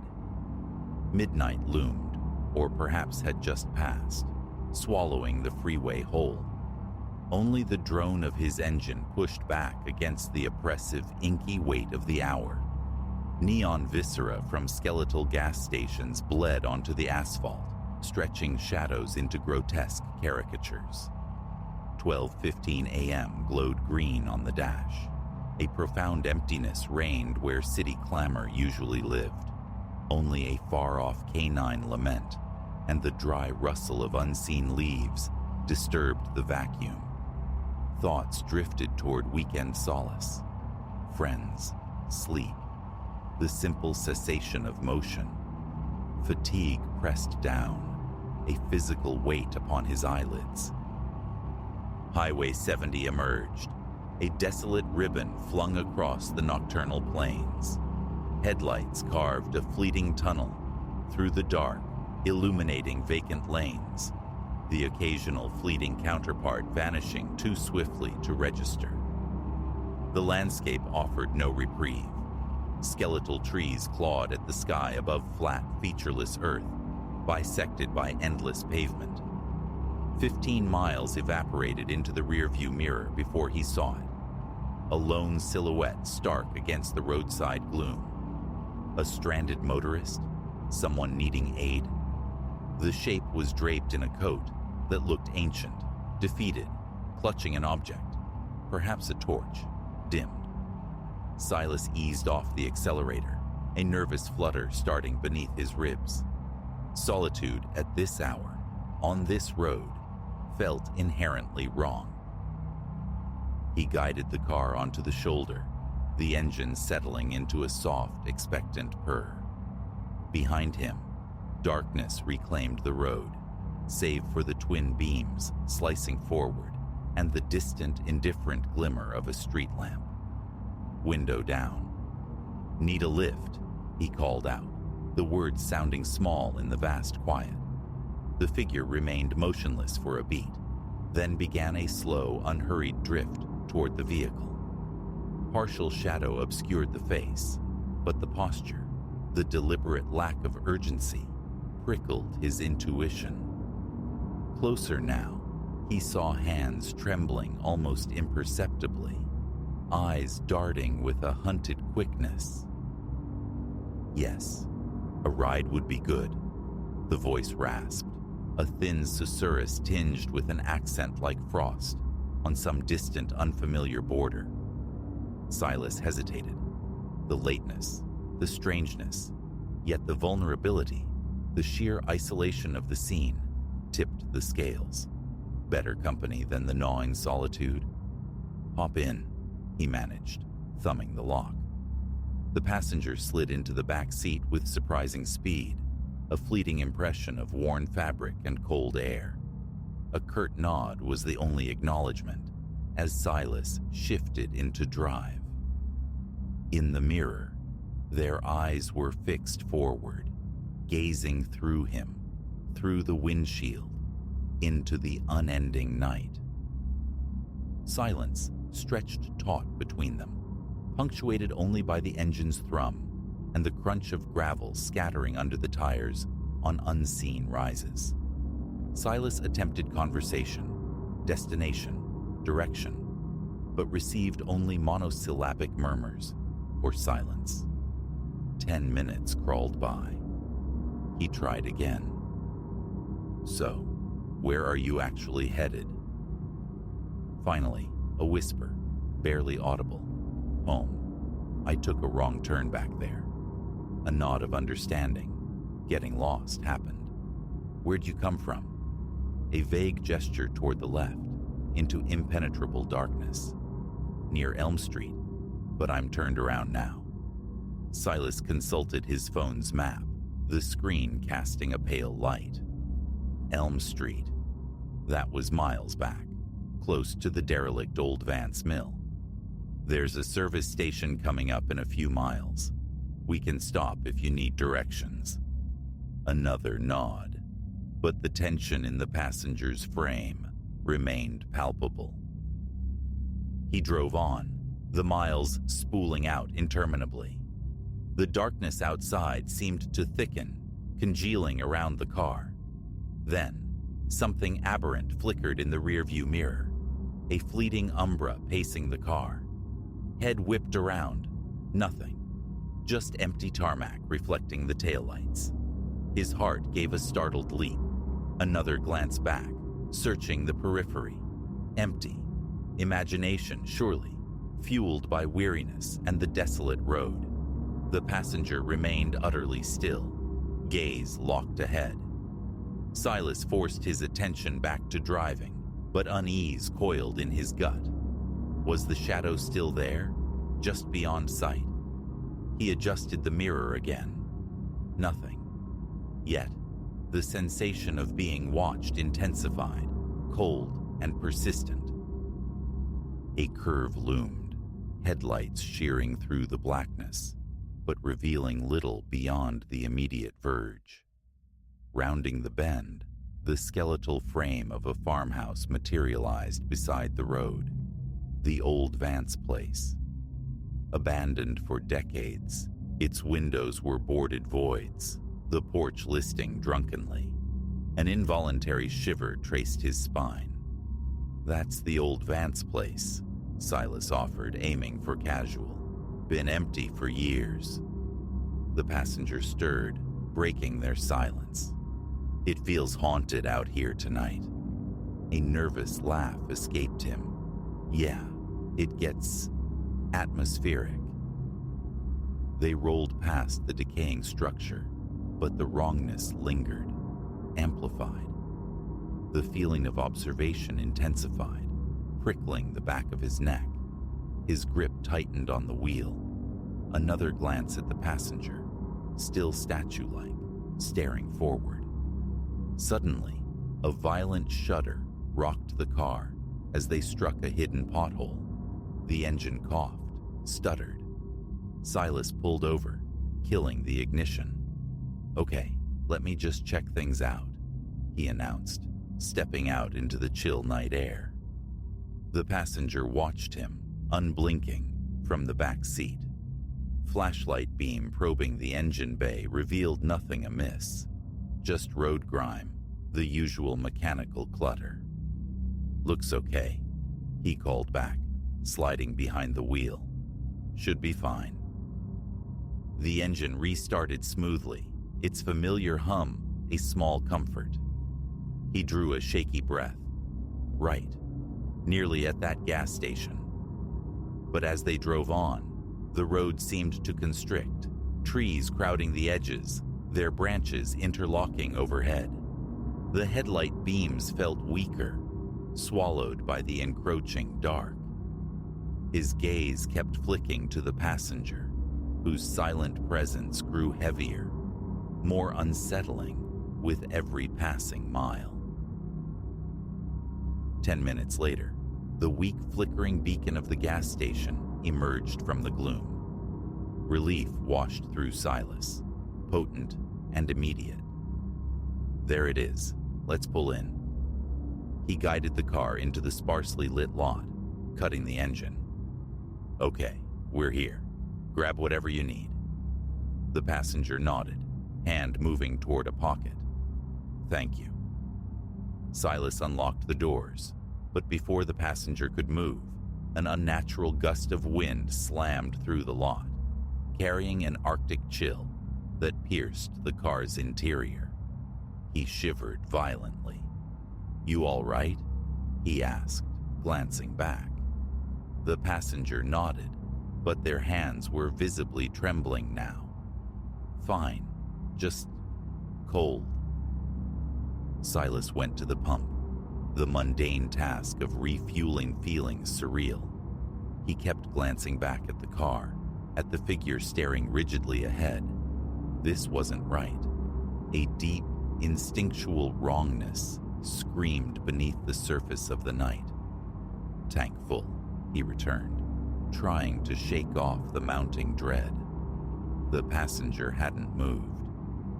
"Okay, let's move," Silas said, turning the ignition key. As they pulled out, he risked one more look. The passenger was now turned, gazing out the side window at something beyond Silas's view. A knot tightened in his stomach. "Everything okay back there?" They turned to face him, and the sight stole his breath. The eyes were pale voids, hollowed out, utterly vacant. "I think," the voice whispered, thin as ice, "you should go on without me now." Silas frowned, bewildered. "What?" "But you need to get home." A slow shake of the head, the expression distant, otherworldly. "No. You need to leave. Right now." Before Silas could form a reply, a piercing electronic screech ripped through the air from the direction of the gas station. He spun around. The station's lights flickered erratically, then dimmed to near darkness. The silence that fell was absolute, profound, broken only by the wind keening through unseen trees. What the hell is happening? Panic clawed at his throat. No answer. Instead, the passenger began to dissolve. Their form frayed at the edges, becoming translucent, ethereal, like smoke caught in a draft. Silas's eyes widened in horrified disbelief. Wait, what are you? He lunged instinctively, hand passing clean through the space where the figure had sat moments before. No, don't. The apparition dissipated completely, leaving only the cold upholstery and the lingering scent of ozone. He sat frozen, heart hammering against his ribs, mind struggling to grasp the impossible. A hallucination? Stress? Fatigue? Okay, Silas, pull it together, he muttered, the sound loud in the sudden emptiness. Just tired. Need to get home. He jammed the car into gear, accelerating away from the now darkened gas station, its memory fading behind him. The road ahead felt altered, the very air charged with a residual strangeness. It was colder now, the silence immense and watchful. 5 miles further down the highway, another faint figure stood by the roadside. His heart seized. Not again. Grip strangling the steering wheel, he slowed, half expecting, half dreading the approach. But this figure remained still, simply watching. He pulled over again, engine idling, and cautiously lowered the window. Hey, you need another ride? Silence. The figure didn't stir, didn't acknowledge him. A deep, primal dread began to bloom. Hello? He called out, voice trembling. Then it began to move, slowly, deliberately, walking toward the car. Shadows clung to the face, obscuring details, but the intent felt palpable. Pure panic surged. Nope, going now, he choked out, slamming the gear shift and flooring the accelerator. A frantic glance in the rearview mirror. The figure stood motionless by the verge, watching him flee into the night. His mind scrambled for explanation. Elaborate prank, a waking nightmare, something else. He pushed the car faster, desperate for distance. The interior felt frigid, his breath plumed in the dim cabin light. The highway stretched on, an infinite black maw. Miles later, flashing blue and red lights pulsed ahead. A police cruiser parked on the shoulder. Relief warred with a new anxiety. Help? Or more questions? He pulled over. An officer, Cale, approached, flashlight beam sweeping across the interior. Everything all right, sir? Silas nodded, forcing steadiness into his voice. Yeah, officer. Just taking a moment. Cale's gaze lingered on him, then flicked to the empty passenger seat. Traveling alone tonight? No, I picked up a hitchhiker back there, Silas stammered, gesturing vaguely. The officer's expression shifted subtly. You mean the one who disappears? A cold fist clenched around Silas's heart. What do you mean? Cale sighed, a weary sound. Been getting reports for years. Phantom hitchhiker on this stretch of 70. People pick someone up, usually a woman, seems distressed, then poof, gone. Sometimes they see her again further down the road. Silas stared, the pieces clicking into a terrifying whole. So she's... Cale nodded gravely. Looks like it. Name's Eliza Vance, according to the local stories. Happened decades ago near the old mill. Best advice, stay calm, keep driving. Nothing you can do. He gave a curt nod, turned, and walked back to his patrol car, leaving Silas utterly alone on the haunted highway. He sat for a long moment, Cale's words echoing in the ringing silence, hands shaking uncontrollably. Starting the engine felt like an act of immense will. Fear, and a strange sort of validation, warred within him. As he drove, the image of the fading passenger, Eliza Vance, burned behind his eyes. The road felt impossibly long now, each mile marker a small victory against the encroaching dread. Every glance in the mirror was fraught with tension, expecting her reappearance. The remainder of the drive passed in a haze of adrenaline and exhaustion. Finally, the distant glow of Denver blossomed on the horizon, a welcome shore after a harrowing sea. Merging onto familiar streets felt like surfacing for air. The city's ambient light and sound pushed back the highway's oppressive gloom. Pulling into his apartment complex, the ordinary glow of building lights seemed miraculous. He practically fell out of the car, gulping deep breaths of the cool night air.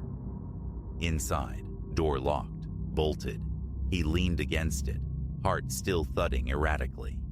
The hitchhiker, Eliza, her silent torment, her vanishing act, Cale's chilling confirmation. It looped relentlessly in his mind, surreal, yet viscerally real. He checked his phone, seeking normalcy. A few mundane notifications. A text from his friend Marcus about their planned weekend trip. He tapped out a quick confirmation, needing the anchor of future plans. Sinking onto the couch, sleep felt galaxies away. The memory of Eliza Vance, the phantom of Highway 70, clung like frost, raising gooseflesh despite the apartment's warmth. Ghost stories, haunted roads, abstract concepts until tonight. Now, he was part of the legend. Morning arrived, but the unease hadn't dissipated with the darkness. A strange compulsion grew. He had to drive Highway 70 again, in daylight. See it stripped bare by the sun. Perhaps logic would reassert itself. The highway hummed with daytime traffic, sunlight glinting off chrome. No lone figures haunted the roadside. No spectral forms materialized in the heat haze. He felt a flicker of foolishness, questioning his own senses. Had he dreamt it all? Then, halfway along the familiar stretch, near the Vance Mill turnoff, a car was pulled over. A man stood beside it, thumb extended. He looked unsettlingly familiar. Silas's heart skipped. He slowed, pulling alongside. "Need a lift?" he heard himself ask, the words echoing last night's encounter. The man smiled, a tight, unreadable expression. "Yeah, if you're heading toward Denver." "Sure am," Silas replied, unlocking the passenger door, a powerful sense of déjà vu washing over him. The man slid in, settling without a word. The drive resumed, but Silas's attention was divided, constantly flicking to the rearview mirror. The passenger stared straight ahead, unnervingly still, just like Eliza had. Miles ticked by. "Where you coming from?" Silas ventured. A brief glance, then back to the road. "Just passing through." Silas noted the hands resting motionless on the lap. "Everything all right with your car?" A slight shake of the head. "Doesn't matter. Just need to get home." That phrase again. A shiver traced its way down Silas's spine. "Okay. Well, let me know." Silence descended again, thick and charged. Focusing on driving became difficult, his mind racing. Coincidence? Or was the highway playing tricks again? His phone buzzed, startling him. Marcus. "Hey, still on for this weekend?" "Yeah, man. On my way now, Silas replied, trying to sound casual. Hanging up, he glanced at the passenger. Their eyes met for a fraction of a second. Recognition, or something colder. His pulse hammered. "You okay there?" he asked, forcing normalcy. The man nodded, face blank. "Fine."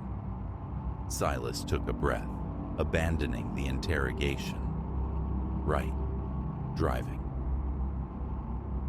They continued, the tension palpable but unspoken. Reaching the exit for Marcus's town, Silas slowed. "This is my turnoff. Need anything before I go?" The man gave a small nod, unbuckling his belt. "Thanks for the ride." He stepped out, turned, and simply walked away toward the exit ramp. No backward glance. Relief warred with a nagging disquiet.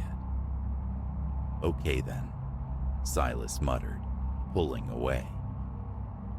The rest of the trip was uneventful, the tension slowly bleeding away. But back in Denver, the encounters festered. Too similar, too strange. He turned to the internet, searching Highway 70 Phantom, Eliza Vance, Old Vance Mill legend. Articles surfaced, weaving a tragic tapestry. Decades ago, Eliza Vance's car had failed near the mill. She'd flagged down a passing car for help. Neither she nor the driver was ever seen again, though the car was found abandoned nearby. Since then, the stories began. Drivers picking up a spectral young woman who vanishes, sometimes reappearing further down the road, forever trying to get home. The research solidified the chilling reality. Eliza's spirit, trapped in a loop of her final desperate moments. His encounters weren't hallucinations. They were echoes of her tragedy. A new feeling emerged alongside the fear, a desire to help. He found contact information for a local historian, specializing in regional folklore and hauntings. The historian listened intently to Silas's story over coffee, intrigued. If Eliza's presence is this strong, the historian mused, it signifies unresolved trauma. Sometimes, acknowledging the spirit, understanding its story, and directly addressing its needs can help it find peace, move on. Armed with this fragile hope, Silas felt a burgeoning sense of purpose. He would go to the old Vance Mill, the epicenter of the legend. He drove there as dusk bled into night, parking near the overgrown path leading to the deserted site. The air hung still and heavy. Tall trees loomed like silent sentinels around the clearing. Flashlight beam cutting through the gloom, he walked toward the mill's skeletal remains, its weathered wood groaning softly in the breeze. A palpable presence pressed in, the temperature dropping noticeably. His breath fogged. Reaching the crumbling foundation, the silence felt profound, expectant. "Eliza?" he called out softly, voice absorbed by the thick air. "Eliza Vance? I know your story. I want to help you." Only the whisper of wind through decaying timbers answered. He circled the structure, flashlight beam dancing across rotten planks and shadowed corners. Then, a faint sound, barely audible, carried on the breeze. "Help.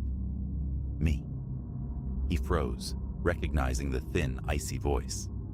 "Eliza, is that you?" The whisper gained strength, laced with desperation. Need. Home. Determination surged through him. "I understand. I'm here now. I want to help you find peace." The atmosphere seemed to shift, charged with unseen energy. A cold current swept past, raising the hairs on his arms. His flashlight flickered wildly. He stepped closer to the mill's dark heart. "Tell me what you need, Eliza.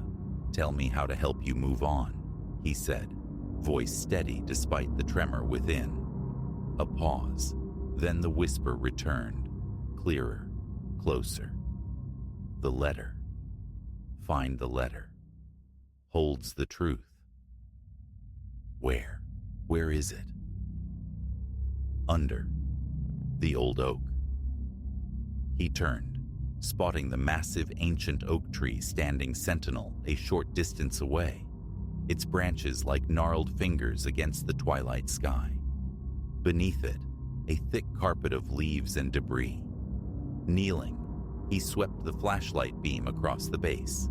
There, half buried near the roots, was the corner of an envelope. He dug it out gently, brushing away decades of soil and decay. The paper was yellowed, brittle with age. Inside, a handwritten letter, the ink faded, but legible. To whoever finds this, it read, "My name is Eliza Vance. That night, my car failed. I was alone, frightened. I accepted a ride from a stranger on the highway. A terrible mistake. He meant me harm. Please know I never wish to frighten anyone. I only want to rest. Help me find peace. Thank you." Tears blurred Silas's vision as he read Eliza's final words, the raw fear and regret palpable across the years. "I'll help you, Eliza," he whispered, clutching the fragile paper. "I promise." He carefully placed the letter back in its envelope. Standing, he felt a profound sense of closure settle over the clearing. "I hope you find your peace now." As the words left his lips, a gentle breeze sighed through the oak leaves, carrying away the oppressive cold, the sense of being watched. The heavy presence lifted, replaced by a profound, quiet stillness. He knew, somehow, that it was done. He walked back to his car as the first hint of dawn painted the eastern horizon. The highway seemed just a road now, quiet and waiting for the morning rush. Driving away from the old Vance mill, a sense of quiet accomplishment settled over him. Eliza was free. The following night, compelled by a lingering curiosity, Silas drove Highway 70 one last time. The darkness felt different, ordinary, devoid of menace. He glanced instinctively at the rearview mirror, half expecting a fleeting glimpse of a pale figure. But there was nothing. No hitchhiker, no shadow. Just the empty ribbon of road unwinding before him. A small smile touched his lips. The highway was finally quiet. Pulling into his apartment complex, he cast a final look back toward the dark highway. No longer haunted, its phantom finally home. The memory would remain, a chilling story to tell, but the fear had been replaced by the quiet satisfaction of having helped a lost soul find its way.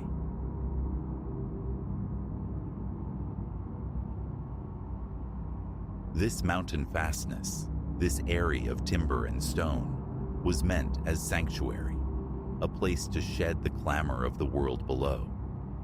I sought the simple rhythm of dawn, the benediction of untainted air, the profound embrace of silence.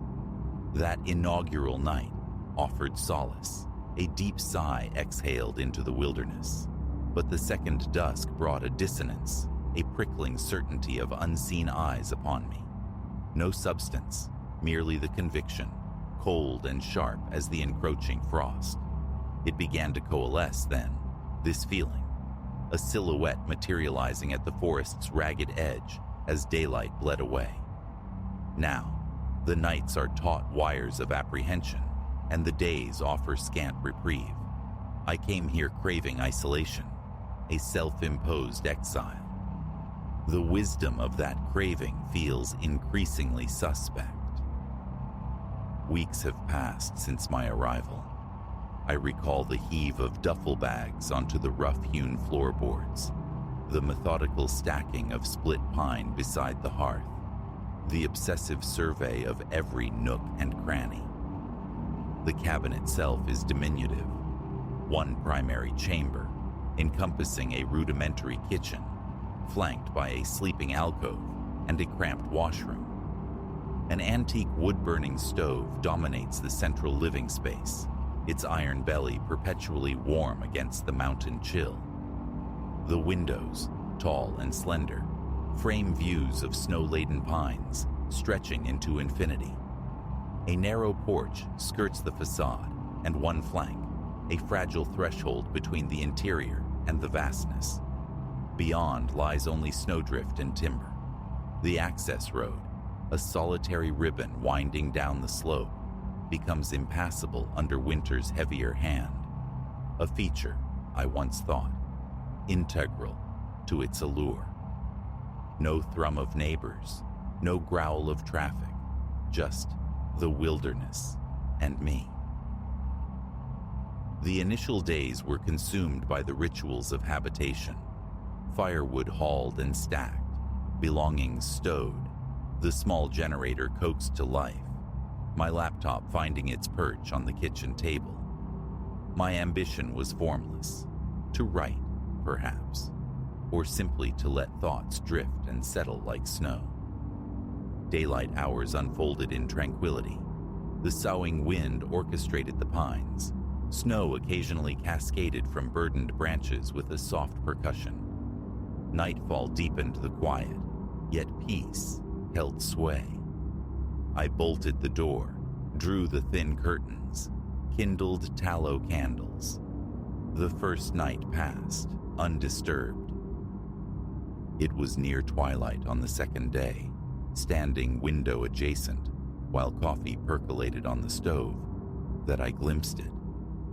A flicker at the periphery of vision. Was it human, or merely the bole of a distant tree, contorted by failing light?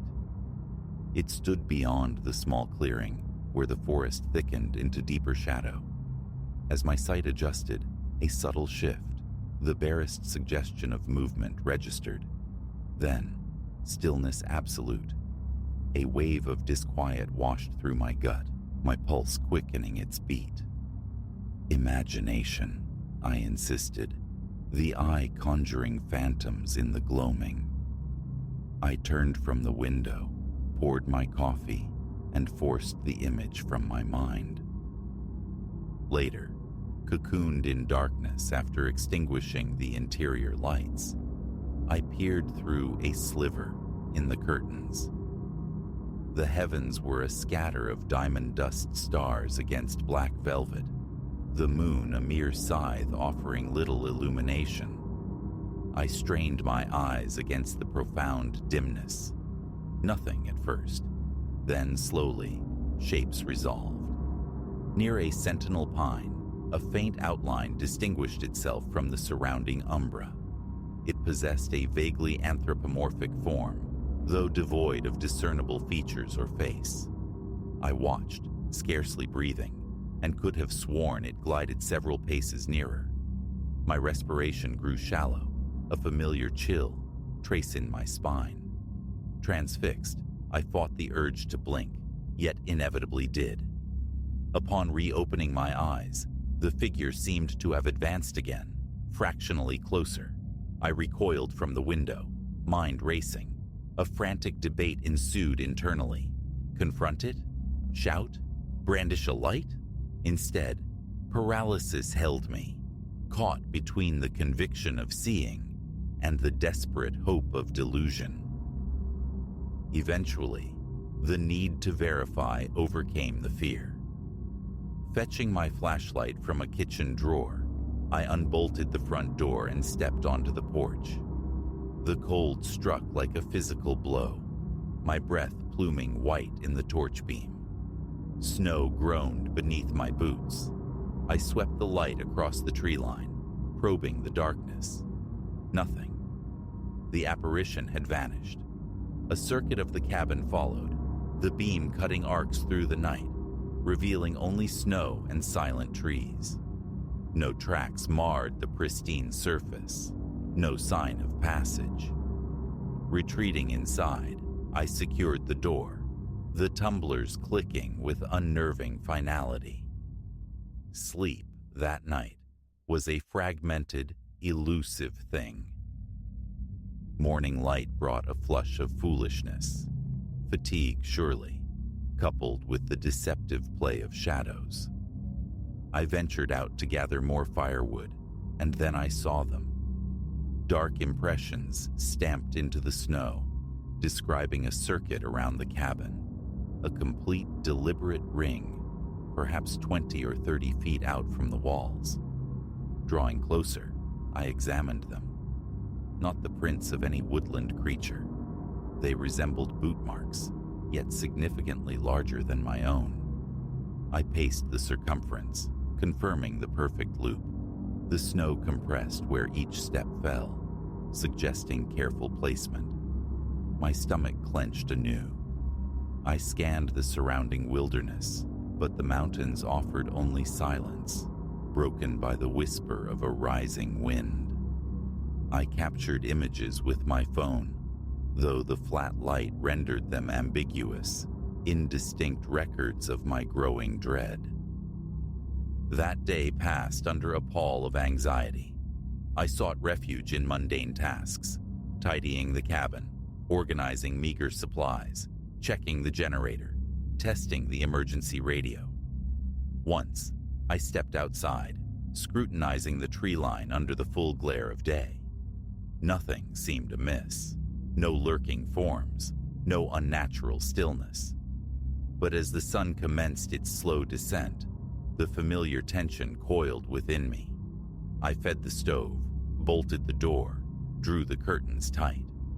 Attempting to write proved futile, my gaze repeatedly straying towards the shrouded windows.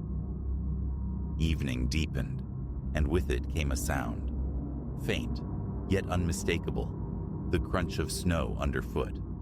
Slow, measured steps approaching.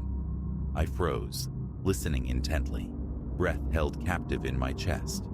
The sound persisted for several heartbeats, then ceased.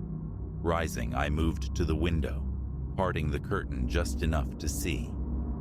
Darkness reigned, yet the shape was there again, occupying nearly the same position as the night before.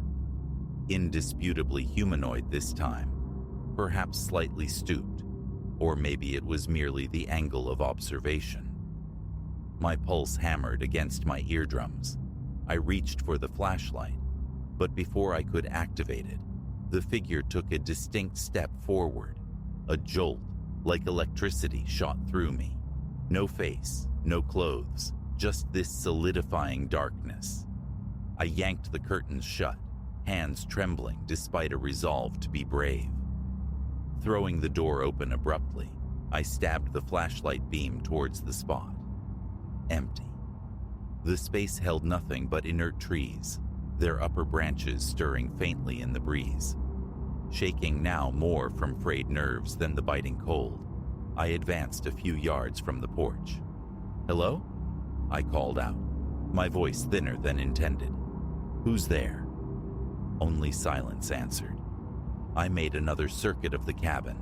No fresh prints disturbed the snow, no sign of recent movement, just my own ragged breathing and the crunch of my boots. After several minutes, defeated, I retreated inside, locked the door, and fought down rising panic. Sleep that night was fitful, the flashlight clutched tight in my hand.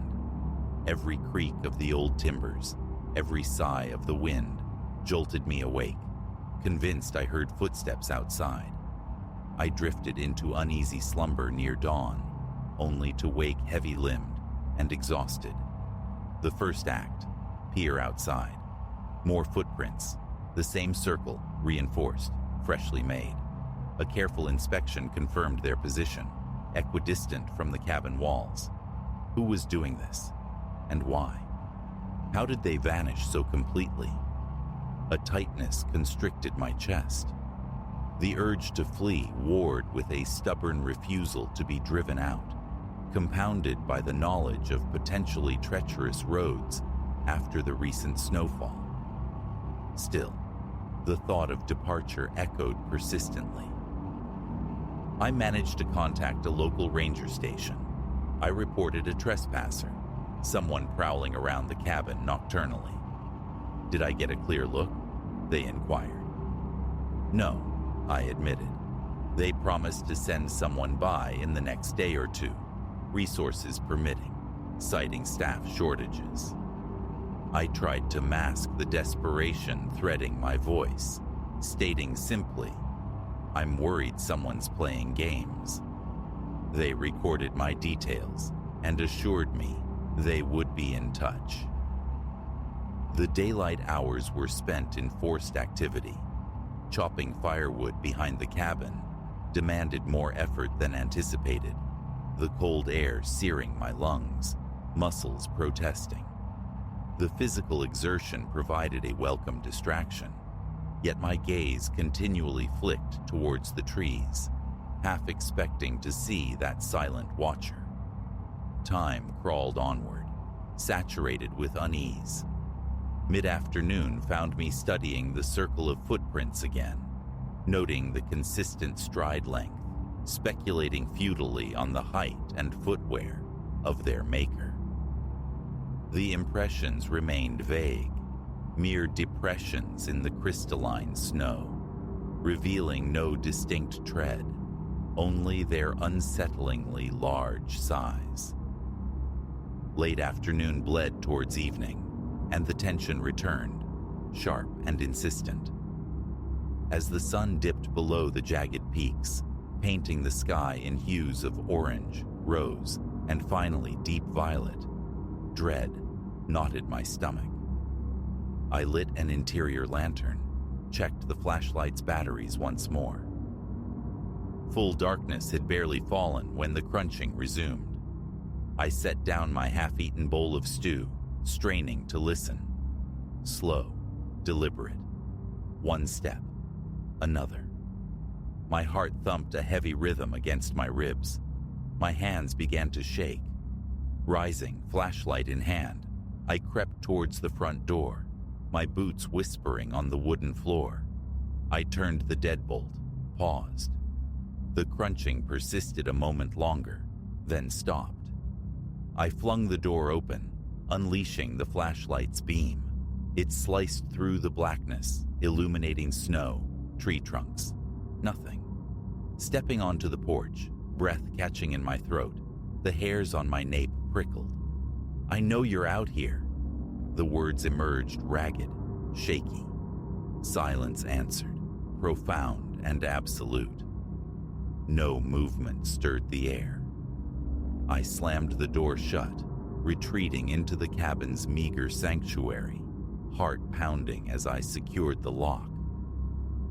This time, I resolved to watch. Extinguishing all lights save the low-burning lantern behind me, I positioned myself near the window, cracking the curtain just enough for surveillance. The forest outside was an impenetrable wall of black. Minutes passed before my eyes adapted, and then I saw it. Closer now, perhaps within 30 yards. It stood motionless, facing the cabin. My mouth turned to dust. My pulse throbbed in my temples. I stared, locked in a silent confrontation with the inscrutable shape. It felt eternal, though likely mere moments passed. Sweat slicked my palms.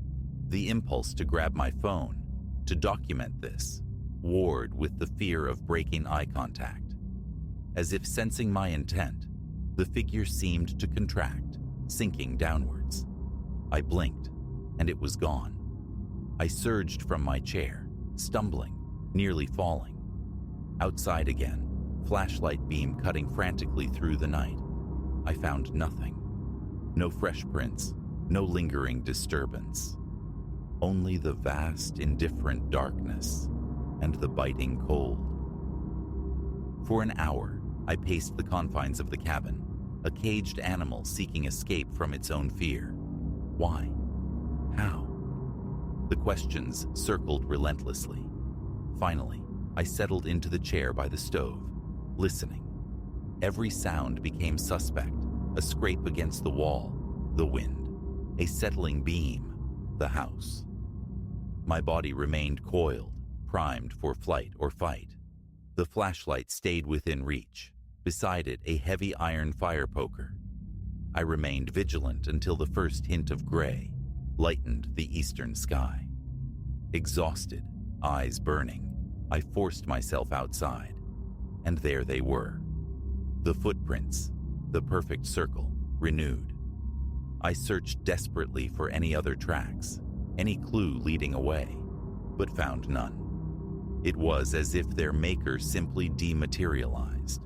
A surge of mingled anger and terror coursed through me. I lashed out, kicking at the snow, scattering a section of the prints before realizing I might be destroying the very evidence I craved. Frustration overwhelmed reason. My breath hitched, the thudding of my heart loud in my ears. I just wanted it to end. I remain. Still here in this mountain prison, I chose as refuge, still awaiting the promised arrival of a ranger. One part of me screams to pack, to risk the snowy roads and flee. Another part clings to the possibility of explanation. A drifter, a prankster, refusing to capitulate to panic.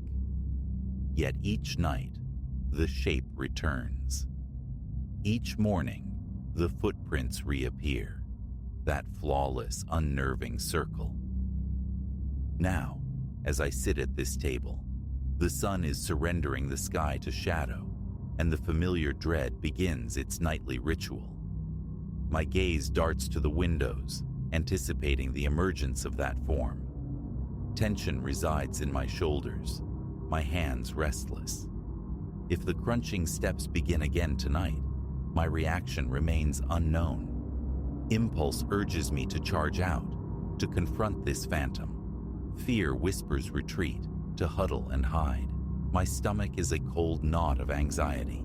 There is no peace here, no quiet contemplation, only this burgeoning terror. I commit this to record because there is little else to do. Perhaps someone, somewhere, will find these words, will believe. Perhaps they will possess an answer. All I know with certainty is that I am not alone in this wilderness. Something, or someone, waits for the dusk, and when the light fails, it draws nearer, step by inexorable step. Then, vanished by dawn, leaving only those perfect, impossible footprints in the snow. A signature I cannot decipher, a presence I cannot escape. I sought solitude and found myself watched.